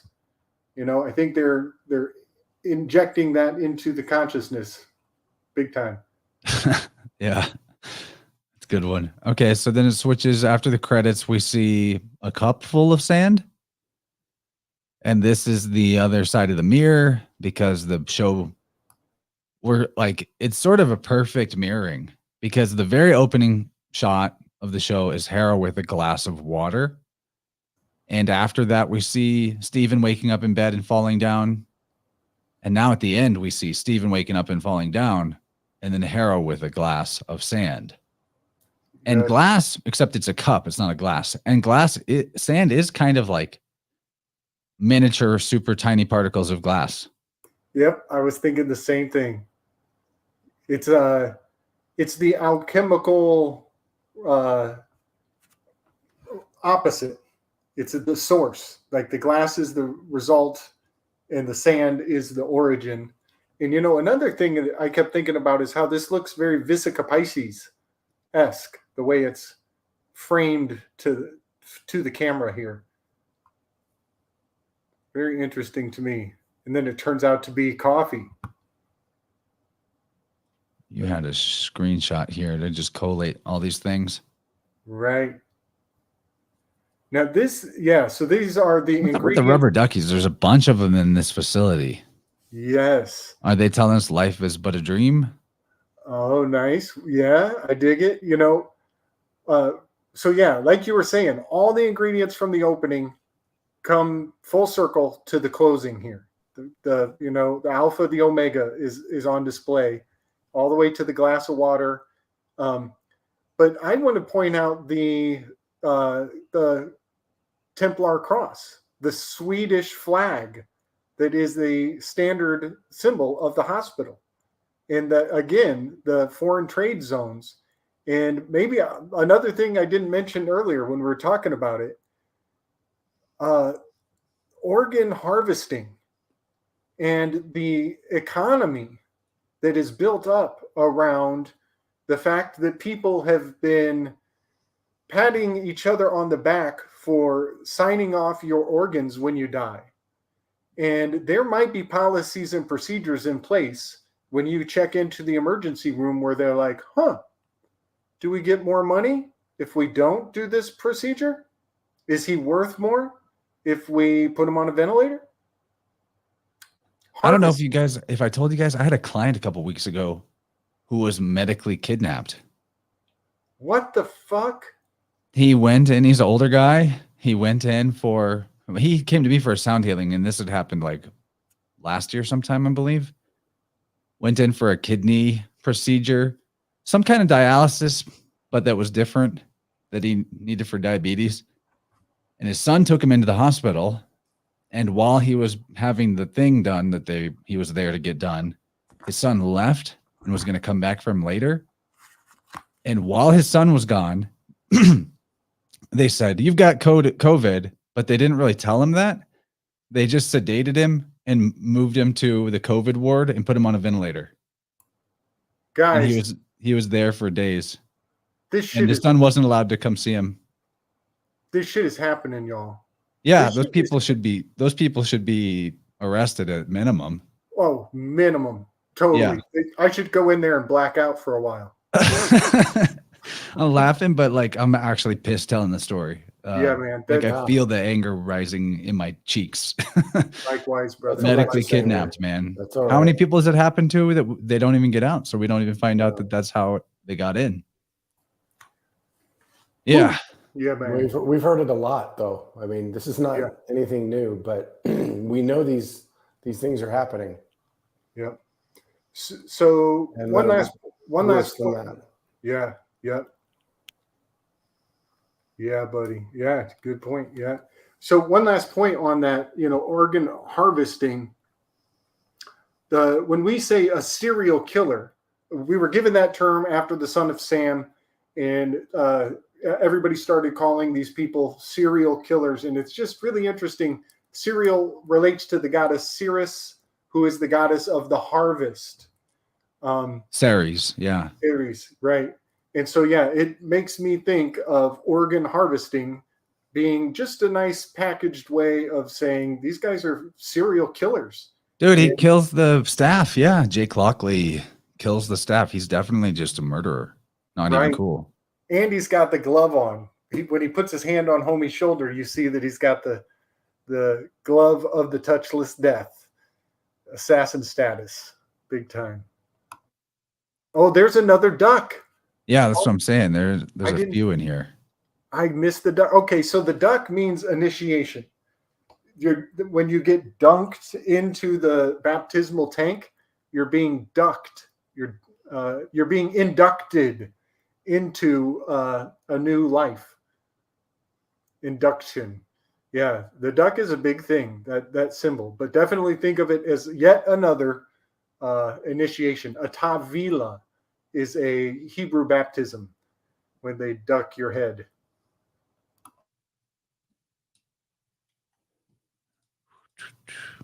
Okay, so another mirror shot.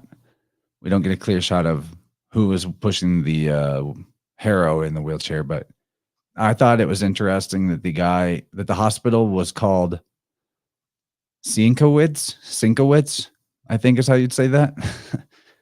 I looked it up, and Sinkowitz is one of the famous artists who worked on Moon Knight. Yeah. But I thought, when I'm thinking about it, is that a little sink at people like us? Sink, wits, sink, wits, wicks. Excellent. Like we're sinking our wits. I don't know. That's maybe a stretch. Yeah, synchromysticism. I dig it. I think that guy's name is Bill Sinkowitz. And yeah. He did a lot of very cool stuff. He did the Serious Night on Serious Earth, or whatever it was, the Batman story that happened inside Arkham that really didn't have, it was almost like it didn't have a plot. It was like all over the place and felt, because he was trying to get that whole insane thing. This is what the comics can do better than what we see in here, because you as the reader are the third author kind of idea, because you're making the movie in your head. Yeah, buddy. That guy, I follow him on Instagram because he posts all the old shit he used to do with New Mutants and stuff, like when Warlock was really cool. Yeah, that's the guy, and he does some cool stuff.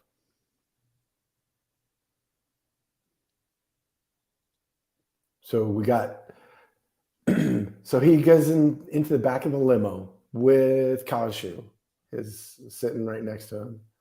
Got a nice new suit too. I don't know how they noticed that. How did they afford a limo? In the comics, one of Moon Knight's alter egos is actually like a millionaire.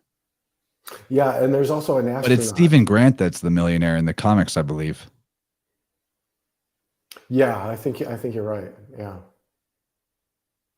Yeah, and there's a couple others. I think there's like a caveman, and there's an astronaut as well.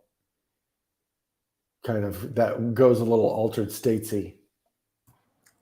Also, Khonshu is wearing white gloves, corresponding with Jake Lockley's black gloves. So you got the touchless death and the checkerboard floor, which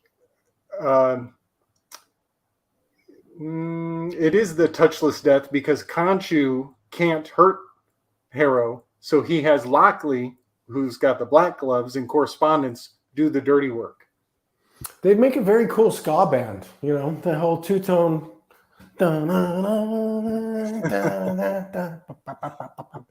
See a pigeon head guy skanking down the street, man. Pretty cool. Skanking down the street. Missed opportunity, Marvel.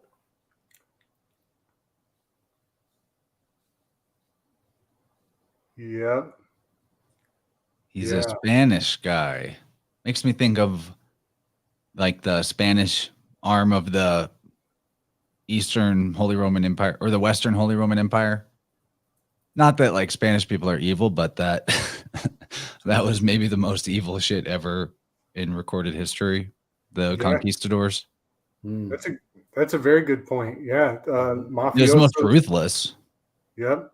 And they were doing it in for a religious reason. And I mean, serving a god here, that's kind of like similar. Yep. Yeah. Jesuits were founded in Spain. Everybody thinks of the Vatican in Italy, but they were founded in Spain.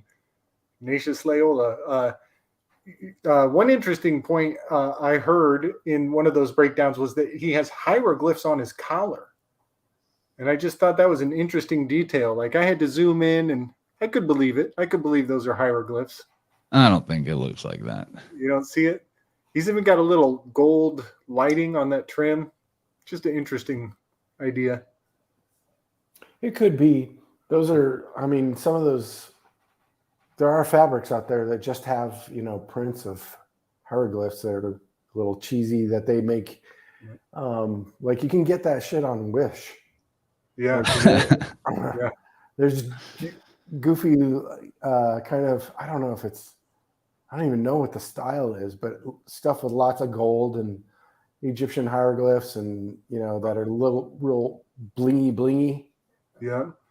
Dig that shit over there. I got no receipts on this, but I have heard that some of the Egyptian bloodlines ended up on the Spanish throne.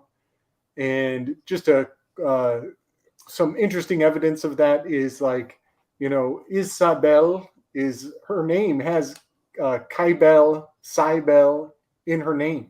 And Isis and Bel, or Isis and Cybel, all hyper sigiled into one name. So yeah, the whole castration cult goes definitely right to Egypt and Spain pretty solidly. This is the last shot of the show. We made it, man. Yes. And man, they definitely own this limo because it has a license plate Spectre. Yep. So I don't know how that happened. Tell us about the City of London shot here. We've got like a mosque where we can see some crescent moons. We have whatever this crazy building is, I'm sure you know about. Yes. And the moon is visible during the day here. The butt plug. It's the giant butt plug for the Titan, right? Isn't that what that is? So the name of that building is the Gherkin. Gherkin. The Gherkin. My Gherkin. Totally. And that's its nickname. It's gone through a few names, but now it's publicly called the Gherkin because its cost. Butt plug didn't take? The butt plug cost so much. It cost so much. And it's passed through some very interesting hands. Like if anybody wants to look up the Gherkin, you'll find out that these, multi-billionaires own it and a lot of real estate in New York as well. This one particularly interesting fella. Jen found this with a brighter picture of the color. It does look more hieroglyphic now. Brighter. Oh, nice find. Jen, you're so awesome. Jen is always Jen. on it, man. Thanks and praise. Sister. She's the best. Heck yeah. Nice catch. So yeah, the Gherkin is an interesting little rabbit hole to maybe look into if anybody's interested. But on that final scene, it's a big fucking phallus in the sky. At the final scene, it's cut by the bridge. The tip of it is cut. And look, it's who's the bridge? Pontifex Maximus. That's the bridge. Yep. So it's got this, it's interestingly circumcised up there. And the guy who owns it, gosh, I got his name here, Joseph Safra. And he's just an interesting character. He paid way too much for it. It's just interesting. He's a billionaire, way, way up. But it's on 30 St. Mary Axe is its address. Whoa. I just found all of that to be like kind of crazy. Is this numbers. supposed to resemble a Fabergé egg? Yes, I think so. Also, I think so. Yep. But this is the city of London as it is today.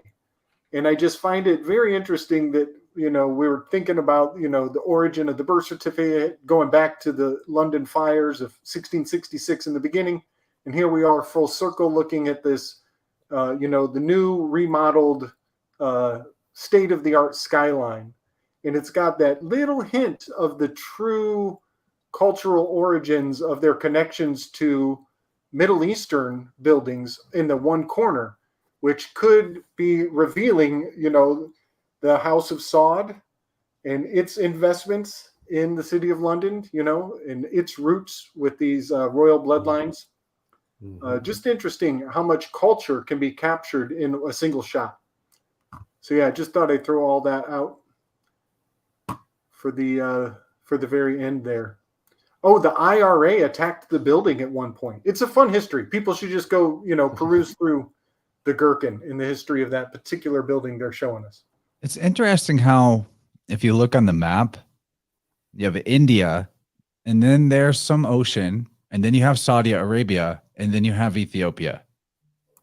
Yeah. So all of that is very connected. Yes.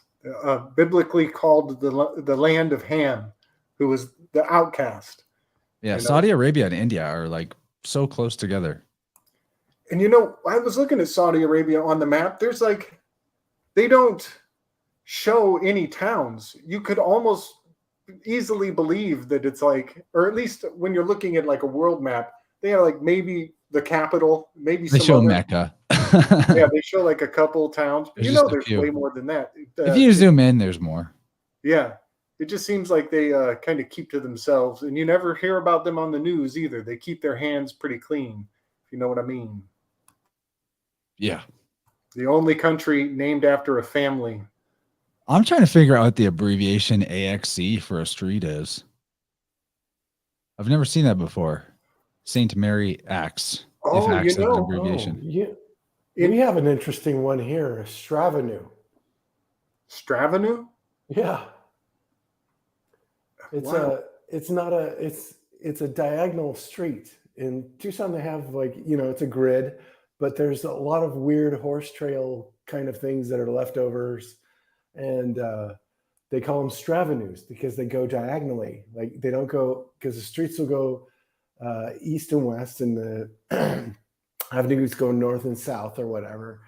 And it's not a street, it's not an avenue, it's a Stravenu. So we have this bitchin' little stretch called Rocket Stravenu out here that's by the racetrack. And it's just an excuse for people to find a road in the desert that's not so populated. But anyway, Axe as a street. Yeah. Not the avenue? body spray. No. Is it an avenue? Is it a different abbreviation? I don't know. It just said on that Wikipedia that the Gherkin building was on 30 Mary Axe. Yeah. 30 Mary, Dirty Mary. 30. I don't know. Wow. Bloody Mary had an axe, gave her mama 40 whacks. When she was done, she turned around and gave her daddy 41. 41-story building. That is interesting. And I don't know. Right on, fellas. Yeah, Well, we did it. We did Moon Knight. We did that thing. Next, we get to talk about something new. Yeah. Oh, this is good. Our This is a options good are looking thing. like either. I mean, this is just me saying. You guys could pose other options, but I'm thinking Doctor Strange 2, or we get a hold of David Whitehead and do Morbius the Vampire. Morbius. Let's do Morbius. I'm all about getting David in on the team, man. Yeah, get David in here, but yeah, I don't know, man. I watched. We'll do both eventually. Yeah, we can do Morbius first. Yeah, at least it's one movie. We won't have to do a whole series of Morbius and and probably since we're bringing pedophile Whitehead face all the in, time. I think we would maybe not go through the whole plot like we do. Yeah. But it'd be great to get other guys like Howdy in to talk, just riff a little bit on this stuff. I think the problem with that is his time zone. Right. He's in Scandinavia somewhere. Oh, right. That's right. Yeah. I'm doing Saturday afternoon. I'm doing a international roundtable with General Lee on what's it called? Anyway, I'll start sticking links. It'll be fun. Talk to some Brits. Sweet. Like those freaky Brits like Sean Clark. Yeah, man. I dig the idea of getting Whitehead in on. That'd be great, dude. On Morbius. I'll have to make sure that we don't put his name in the YouTube title. Every time I upload something with David Whitehead, I get a strike. He's a wanted man. Yeah. Call him by a code name, Sensei Dave. Yeah. Well, that's going to be fun. Appreciate all the names that stayed with us from the beginning of this, not just this stream, but this series that have been with us the whole time. Or if you're catching this later because you can't catch it live, thanks for supporting this funky side series that we're working on. We have a lot of fun with it. And appreciate you too, Gordy and Gabriel, so much for bringing the fun and the mind-blowing connections. Good stuff. Yeah, man. It's nice to put the MK for a Moon Knight to rest. Put the nail in this coffin. Seriously. Good riddance. No, there are some really highlights in this. I especially liked episode 5. There's good stuff. I it's as cheesy as it is, there's still lessons and even something Disney puts out accidentally. Right. Right. The logos and everything. Yeah. It's also super apropos that we're thinking about Morbius next because I just did a thing on werewolves with one-on-one. Yeah. And this was basically mummies. And so vampires are just like right in line. Right in line. And I do have a big weave on all of that. I'll start building it out and I'll bring it to the table when we do Morbius. That'll be a lot of fun. There's a lot to do there. There's so much to bring forward. I dig that. I think it's going to be terrible, by the way. Oh, the movie? Yeah. It's got 15% on Rotten Tomatoes. I went. It was so far the biggest financial failure of 2022 in the movies. Well, that's great, though. I know that'll make it more fun to. Yeah. Totally. And sometimes I think those flops are, they're just laundering shelters. Absolutely. They're just 100%. They say that a lot of those directors know that's part of the game. That's their job. Is essentially throwing stuff out there and laundering money. There was a whole cinematic industry in Tucson used to be of that kind of thing. Like Tucson used to be a Hollywood hub because of old Tucson and all the Westerns got started here, right? But because of all the golf courses and rehabs and stuff, like there's all this like little cottage industry of small time filmmaking that I am positive is just thrown out there to blow money, to launder the money. Yeah, because they get these big stars to do these shitty movies that nobody ever sees. But they paid a bunch of extras a pretty good chunk for sitting around for 8 hours. Anyway, sorry. This is almost like to do Morbius, almost not even Marvelous Demystifiers because Marvel didn't make it. Sony is this a Fox thing? Oh, it's Sony thing. Yeah, okay. Yeah, they had to sell off Spider-Man, but they kept a few Spider-Man characters like Venom and Morbius. Did you see the probably Venom? Like Craven. They probably have like Craven the Hunter and some other Spider-Man characters. And no, I didn't watch Venom. It's not bad. I don't hate the first Venom. The Carnage one sucks, of course. Oh, I believe that. Well, gents, I think I'm going to sign us off. Let's roll. It's about that time. Thank you, gentlemen. Yeah, much love, Appreciate everybody you out there. guys. Much love. See you at the next one.